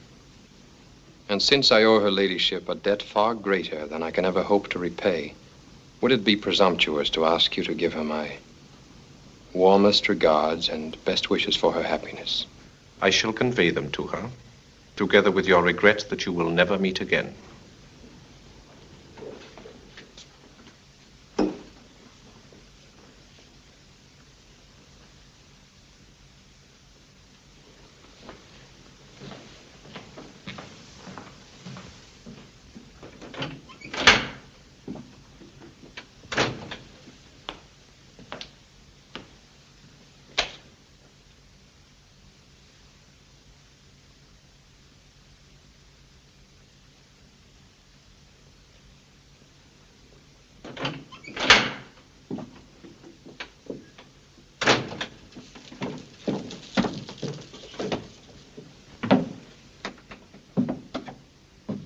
You look quite domestic in these surroundings, madam. Perhaps a few months of solitude at Radcliffe Manor will teach you all the wifely virtues. Where is Bruce? What have you done to him? He has gone, and quite of his own accord.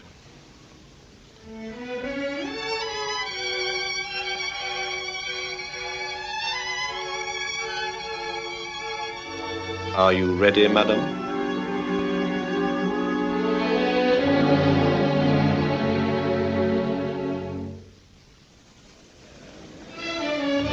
Marquis of Worcester, the Lady Anne Somerset.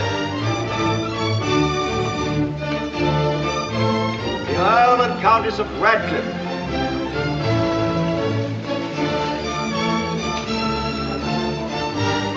Sir Thomas and Lady Barclay. Personally, to a roundhead dog.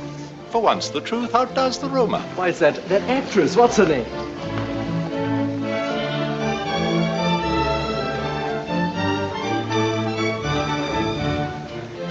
The king isn't here. A pity, madam. But doubtless we shall pay our respects again next year. Perhaps you can be presented then. Next year? But they have a ball like this every week. I consider an annual visit more than enough to suit my taste for the present court. I don't think we shall remain in London much longer this year. But it has, shall we say, too exhilarating an effect upon your ladyship. Ah, we have friends here. Delightful to see you both. We've been feeling frightfully out of place here among all these young people. Oh, no offense, my dear. We've come to look on you as one of us, you know. Yes, I've noticed it. Yes. Good idea to sit down, don't you think? Find a quiet corner somewhere. Splendid idea. I want to tell her ladyship all about our charity work in the country. My lord, if you're not dancing with the Countess, may I? You are under a misconception, sir. I am quite sure we have never been introduced. It'll take Charles himself to pry her loose. If he's not fishing another stream tonight, he may not know what's running in home waters.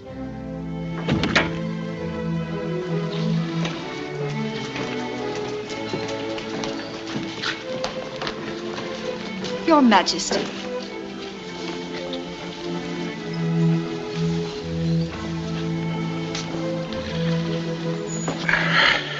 But Charles, you're not even dressed yet. I've been firefighting all afternoon down at the docks. Odds fish, I'd have made a better bargain for this throne if I'd realized how much they expect of a king. You bring it on yourself, Charles. No one forces you to rush out of the palace. Bucket in hand, every time some little blaze is reported. There's more than a little blaze this time. It was still spreading when I left. The ball's already begun. Shall I have someone fetch your coat in here? No, the Queen's waiting for me. Queen? You're not taking her to the ball, are you? Yes. I trust you've provided yourself with a suitable partner. Perhaps we shall have a dance towards the end of the evening. I'm not going.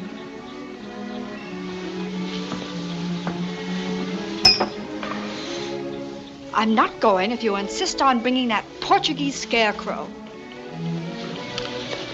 You know, I had to send poor Florette back to the country yesterday. The one with the fluffy ears? She was the prettiest of the lot. Yes, but even her beauty was small recompense for the trouble she gave me. Come, children.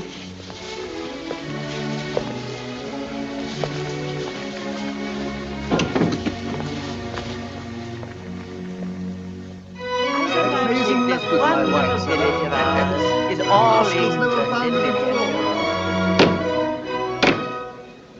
Their most gracious majesties, the King and Queen.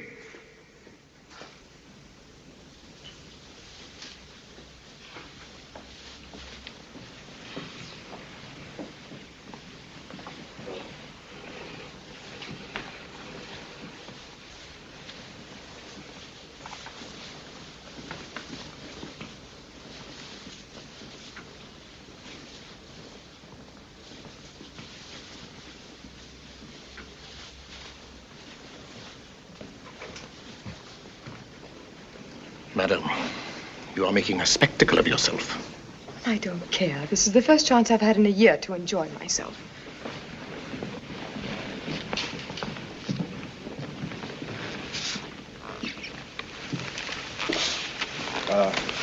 on the fire side.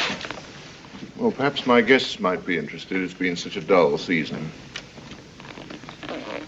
My lords, ladies and gentlemen, we have just received word that the fire, fanned by a strong east wind, has reached Blackfriars. St. Paul's is already aflame, and so is the New Exchange. Who's that with old Radcliffe?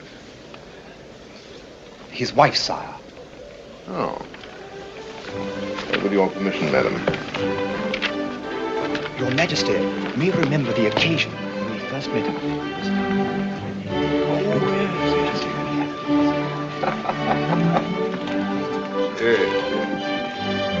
Your Majesty.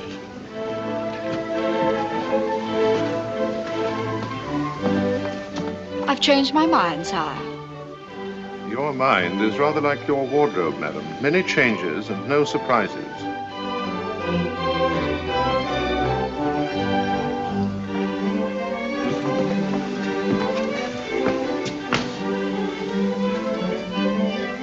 It was most considerate of you, my lord, to marry a beautiful woman. You are very kind, We're all tired of looking at the same faces. And now, if you will permit me, my lord.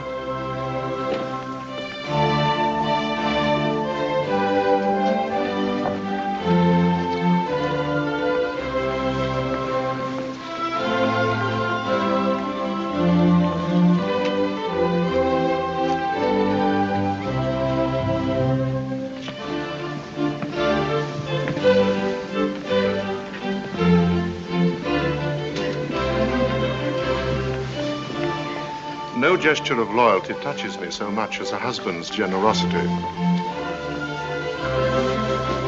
It's generous of your Majesty to notice me. It's not the first time, you'll recall. I didn't think you would. I do not often get refusals to my invitations. I was taken with sudden illness that night. So I was told, and I wondered what his name was.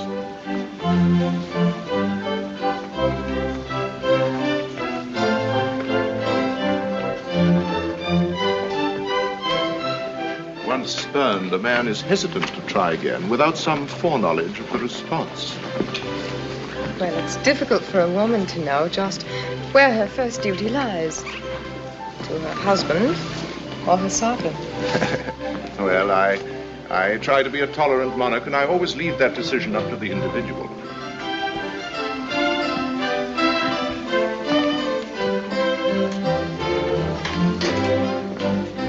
My thanks, my lord. Perhaps it would be diverting on your first visit to Whitehall to stay for supper with us. Oh, your Majesty is very kind. Your lordship, too, of course, unless you would find the late hour tiring. I fear that is the case, sire. You must forgive us. Oh, then let the Countess stay. You may be sure that she will have a proper escort home. Would you like that, madam? Oh, yes, your Majesty. Milady is carried away by your Majesty's kindness. But we are still in the first year of our marriage, and make it a rule never to be separated even for an hour. We will go home together, with your Majesty's permission. If I may disagree with you, sir, it hardly seems fitting to allow our private customs to interfere with the desires of the king. Your devotion is most gratifying, madam, and while my suggestion is in no sense a command... In that case, sire, we will take our leave now. The news of the fire has given me some alarm, since Radcliffe House is, unfortunately, much nearer to the endangered area than Whitehall.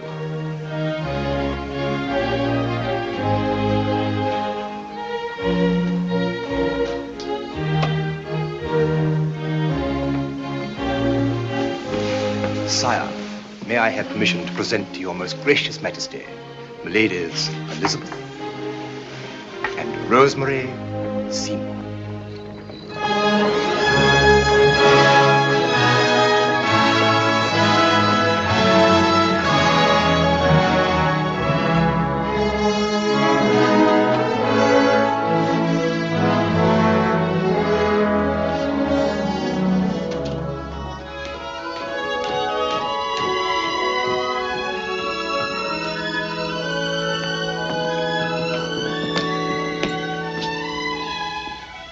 I hope you have a good night's rest, madam.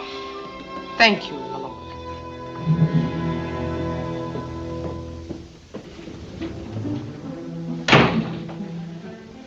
Wilbur. I didn't expect you home so early. I saw little Bruce. He's well and happy, but lonely, too. He hopes you'll go and see him soon.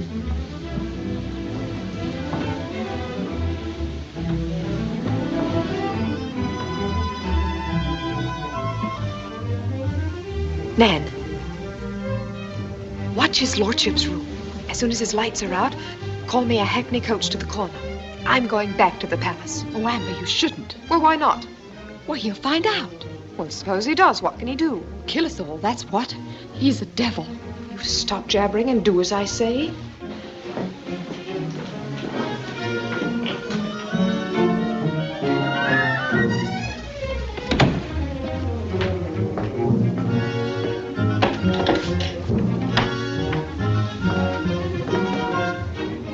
Who's there?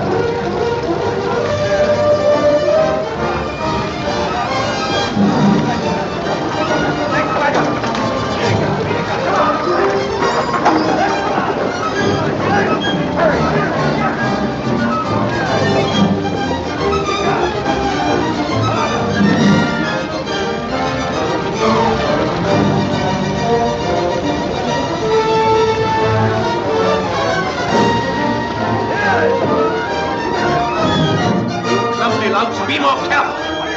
Galeazzo! Galeazzo! Si, signore. Where did you find these clumsy fools? I'm sorry, Excellenza, but these are the best of people I could find. But Chile, these people are ruining all my treasures. But signore, they're trying very hard. Begging your pardon, your lordship, but my lady's upstairs alone. Mind your own affairs.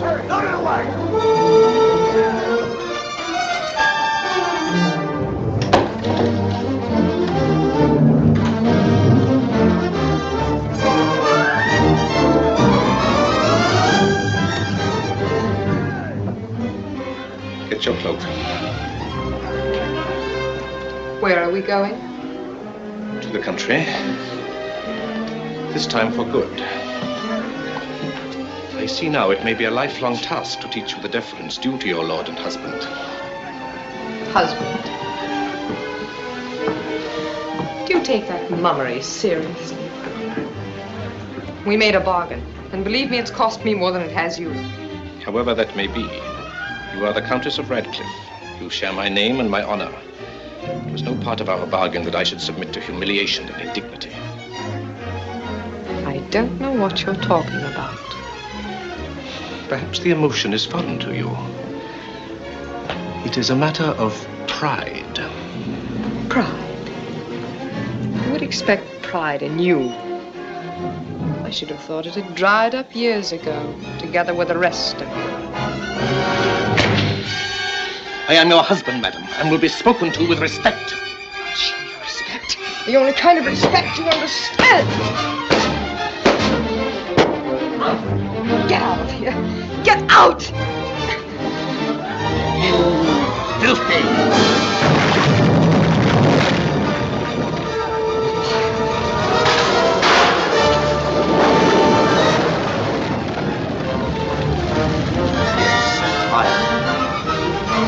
Claim at least is clean.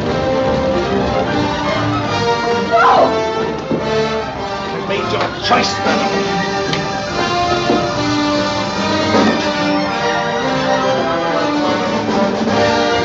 Galeazzo! No! Galeazzo! No man! No!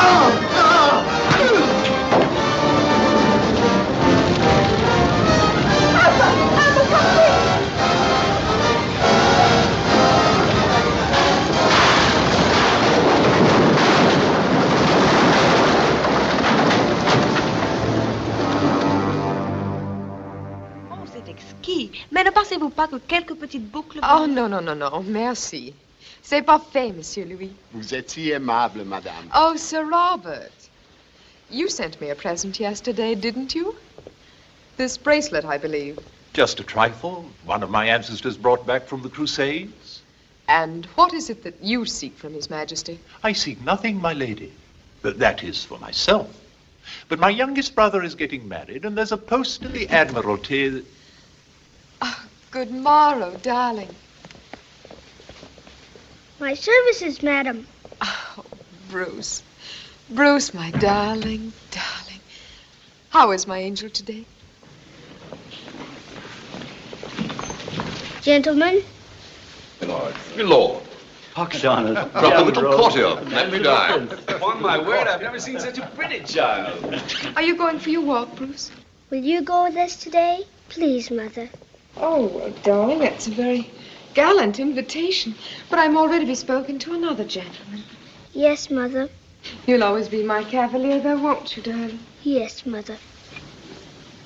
Remember, Nan, he's not to play with any of the other children unless you know their name and rank. Yes, milady. The last boy blacked his eye was a duke.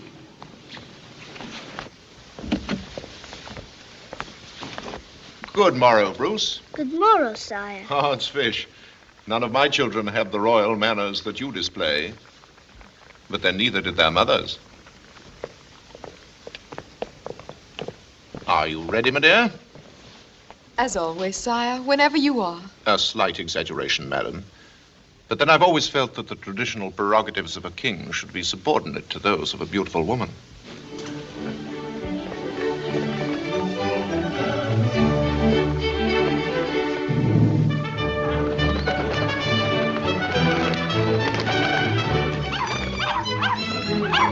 And now, children. What distressing behavior. I fear they set a bad example by the gentlemen of our court. It was a mild jest, I'll admit, but at least it might warrant a smile. Odds fish, if it isn't that rascal Carlton, and who's the wench with him? Sir Thomas, bring them here.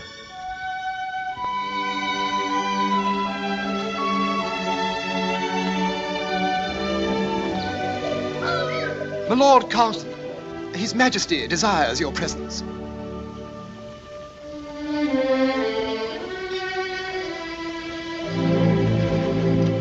Welcome back to England, Carlton. Your Majesty. Well, won't you present the young lady? Yes, sire. I have the honor to present my wife. My services, madam, and my congratulations to you, Carlton. I had no word of your marriage. Well, that's hardly strange, sire. We were married only last year in Virginia. Virginia? Well, if my Lady Carlton is a fair sample of what we're breeding across the seas, I must learn to pay more attention to colonial affairs. My Lady Radcliffe, my Lord and Lady Carlton.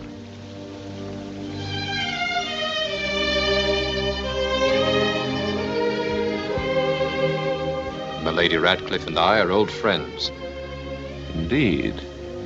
What brings you back home, Carlton? Business and pleasure, sire. We've settled in Virginia, and I'm disposing of my properties here. Also, this is Lady Carlton's first glimpse of London. That should be almost as notable an event as London's first glimpse of Lady Carlton. I trust that your visit will be long enough so that we may have other glimpses. Your Majesty's kindness would be overwhelming, had I not been prepared for it by all accounts. You hear that, Amber? They must be rogues who say that America's a barbarous land. Yes, sire. My Lady Carlton is a complete surprise. You will hear from us, my lord. My dear? Come, children. Is there an answer yet? No. A servant took the message like the others. He says they've all been delivered into Lord Carlton's hands. Well, I don't believe it. He would have come. He might not want to, Ariel. Why not? Nothing's changed between Bruce and me. Nothing could ever change it. Not even a wife? Well, I'd be married myself. Yes, but he might also be in love. Bruce, don't be ridiculous.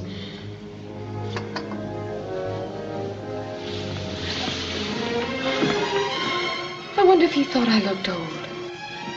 He knows I'm almost 25. Lord Carlton, milady. Oh, I'll be out directly. There, Nan, you see, I told you nothing had changed. Oh, help me quick.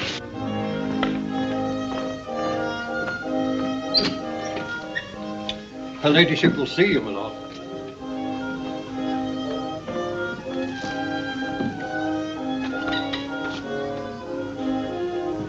Bruce?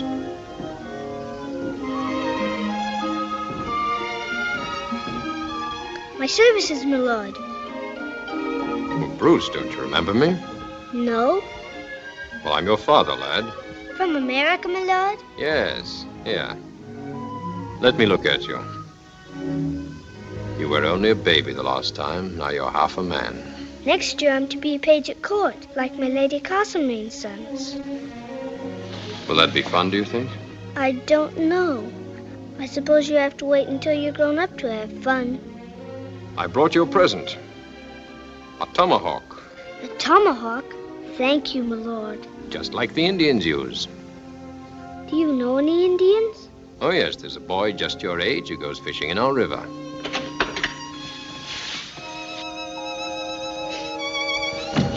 Go along to Nan now, Bruce. Yes, Mother.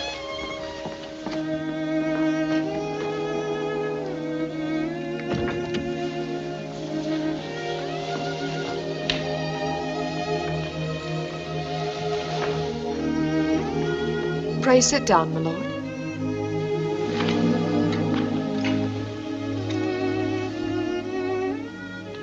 We've come a long way since Mary Green. We have at that. I've been meaning to pay you a visit for several days. I understand, Bruce. I know it's rather awkward for you. Do you want to explain to me how it happened, or shall we just forget about her entirely?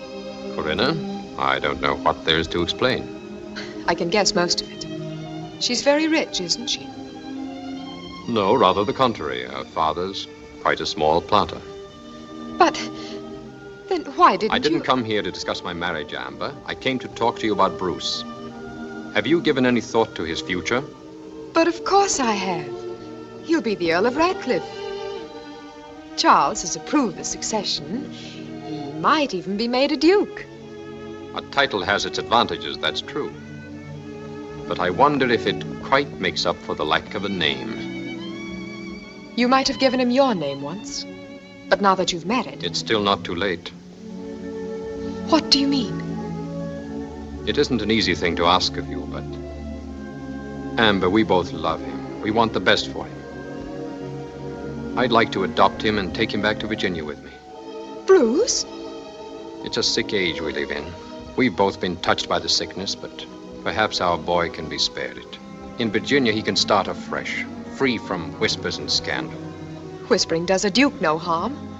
For the next 8 or 10 years, the Duke will be a growing boy. Well, and how are you going to explain a growing boy to your wife? I already have. You've told her? About me?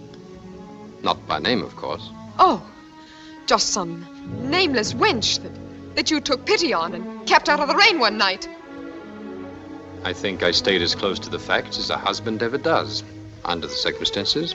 Well, he's my son, and I'm not going to turn him over to this wife of yours. She'd hate him. She'd make his life miserable because he's mine. You wouldn't say that if you knew her. Well, she's no saint, I'll warrant you. Certainly not, unless I've been grossly deceived. You think she's a different sort of person from me, don't you? You don't believe she'd do exactly what I've done under the same conditions? I'm not making comparisons, Amber. That wouldn't be fair. Well, I am making comparisons. And I'll wager you she's no more virtuous underneath that smug look than I am. Listen, Amber. Don't decide anything as important as this when you're upset. I'm riding to Essex this afternoon to settle my estate there. I only ask you, before you give me a final answer, try to think of the boy a little, too.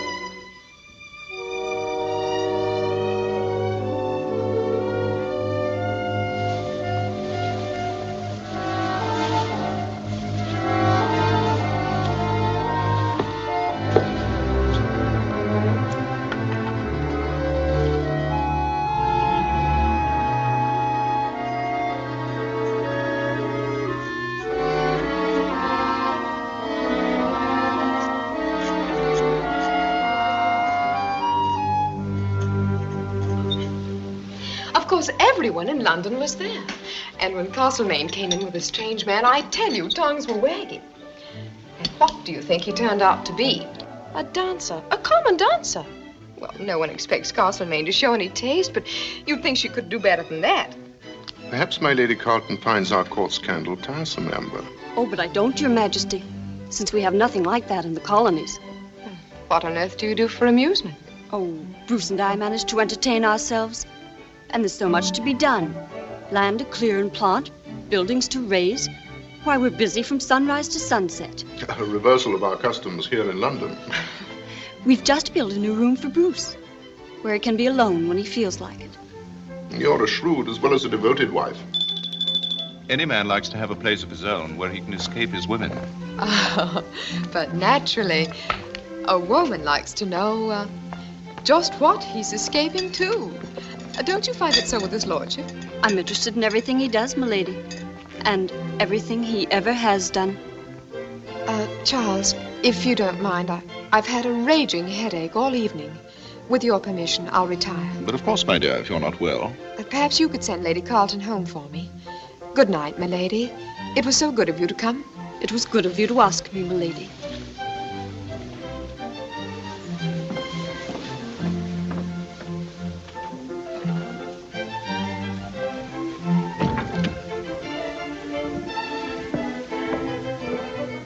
Oh, Sir Thomas. His Majesty most expressly wishes not to be disturbed.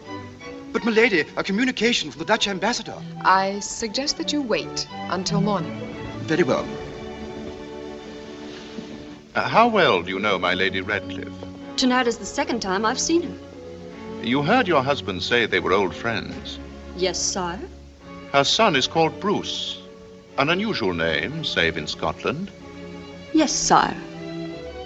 I found her sudden headache tonight quite extraordinary in the presence of a potential rival. I assure your Majesty, no thought of such a rivalry has entered my mind. We're discussing my Lady Radcliffe's mind, which is a very different mechanism. I believe that its workings have brought us together in what you are doubtless aware is a highly compromising situation. I am aware of it. And you're not afraid? Do I appear afraid? Would you be if you knew that at this moment a message is probably on its way to my Lord Carlton informing him of your whereabouts? Do you think she would do that? I think she's already done it. She must hate me terribly. There can be little doubt about that. It's difficult to know what to do. Though I'm sure you should return at once to your lodgings. It would seem the wiser course.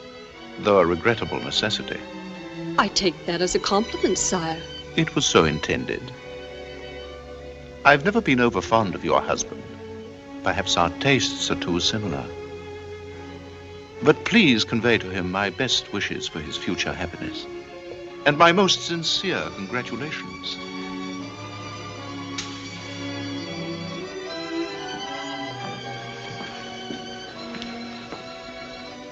Thank you, sire. Good night. Good night, Your Majesty. I wonder. Yes, sire? If we hadn't realized that we were victims of a plot, if you had simply been my guest here tonight, what might the result have been? It's a pity that we shall never know, Your Majesty. You will find a door at the foot of the stairs. There is always a carriage waiting.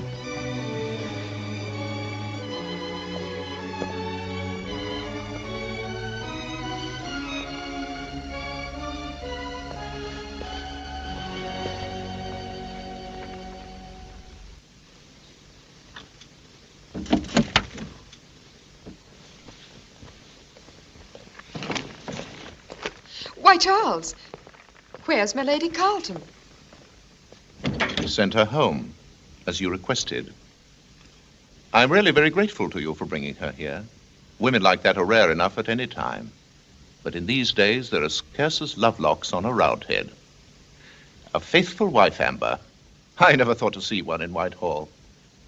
You mean she pretended to be faithful? It was no pretense if I'm a judge, and I believe I am. I think you'd better not send that letter. We've made a mistake, Amber, you and I. For you, I fear it'll prove a costly mistake. Charles. The affront to my dignity I might forgive.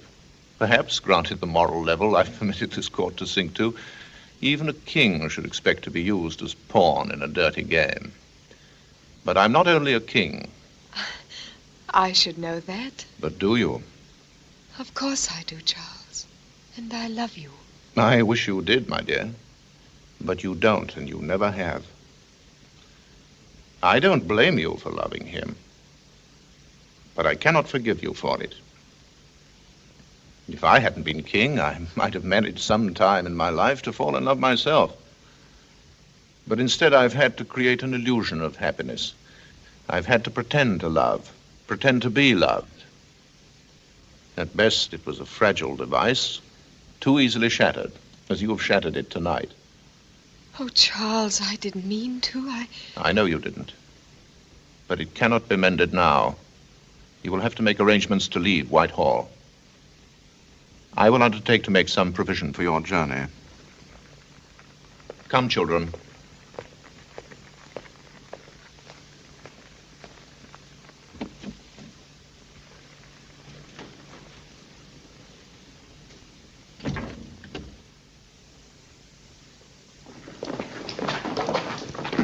Mother!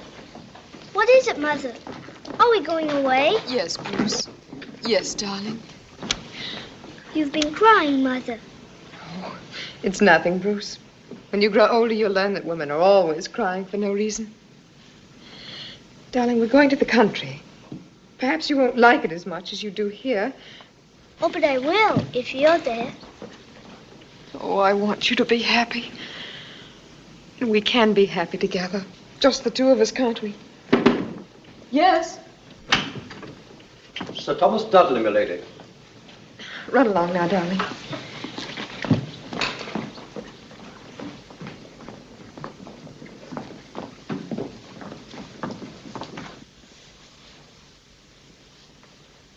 His Majesty has placed a coach at your disposal, my lady. As soon as you finish packing, let me know. Yes, Sir Thomas. Of course, it isn't necessary for you to leave London at once. What else can I do? May I make so bold as to inquire if your ladyship is free for supper this evening? You are quite bold, Sir Thomas. And hasty almost to the point of indecency. I hope your ladyship will forgive a haste which is born of ardor. My lord. Sir Thomas. I've come sooner than I intended, Amber. We've decided to sail for Virginia tomorrow. Tomorrow? Yes, I finished my business here. And my wife doesn't seem to find London as exciting as I thought she would. So I'd like your answer now. It's no different, Bruce. You can't have him. I have no right to insist. The only reason I do is that I think we'd both like to give him a better start than this. Bruce, you don't know anything about the start he did have. Let me tell you some things you don't know about your son. He was born in a den of thieves. His godfather was a highwayman, and he had a murderess for attendant. And if I hadn't gone out and stolen for him, he'd have died there. You make me understand better than I did how much I'm asking of you. But I still ask it, Amber. And I still say no. What makes you think he'd leave me anyway? He loves me. You haven't spent 6 days with him in all his life. Let's ask him which of us he prefers. Nan, send Bruce here.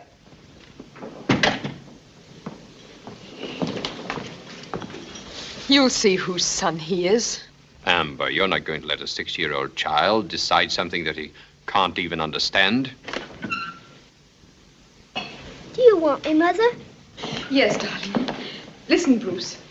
Your father's here because he wants to take you to Virginia with him. Virginia? Oh, could I, Mother?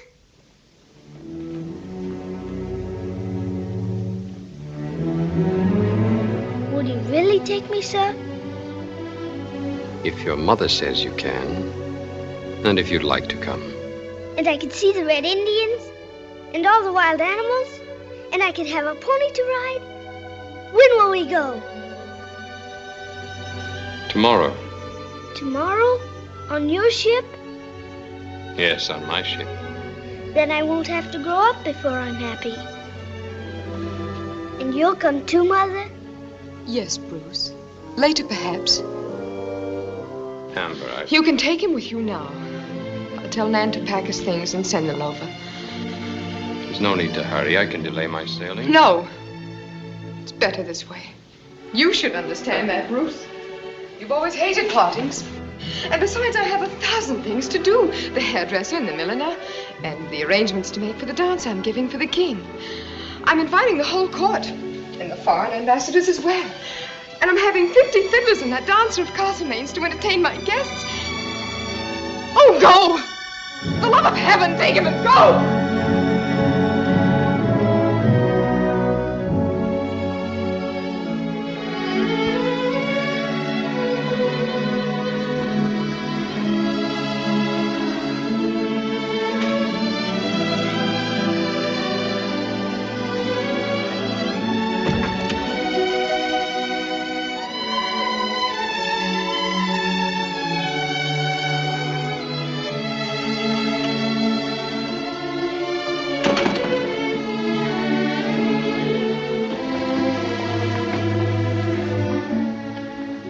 In heaven's name, Amber, haven't we caused enough unhappiness?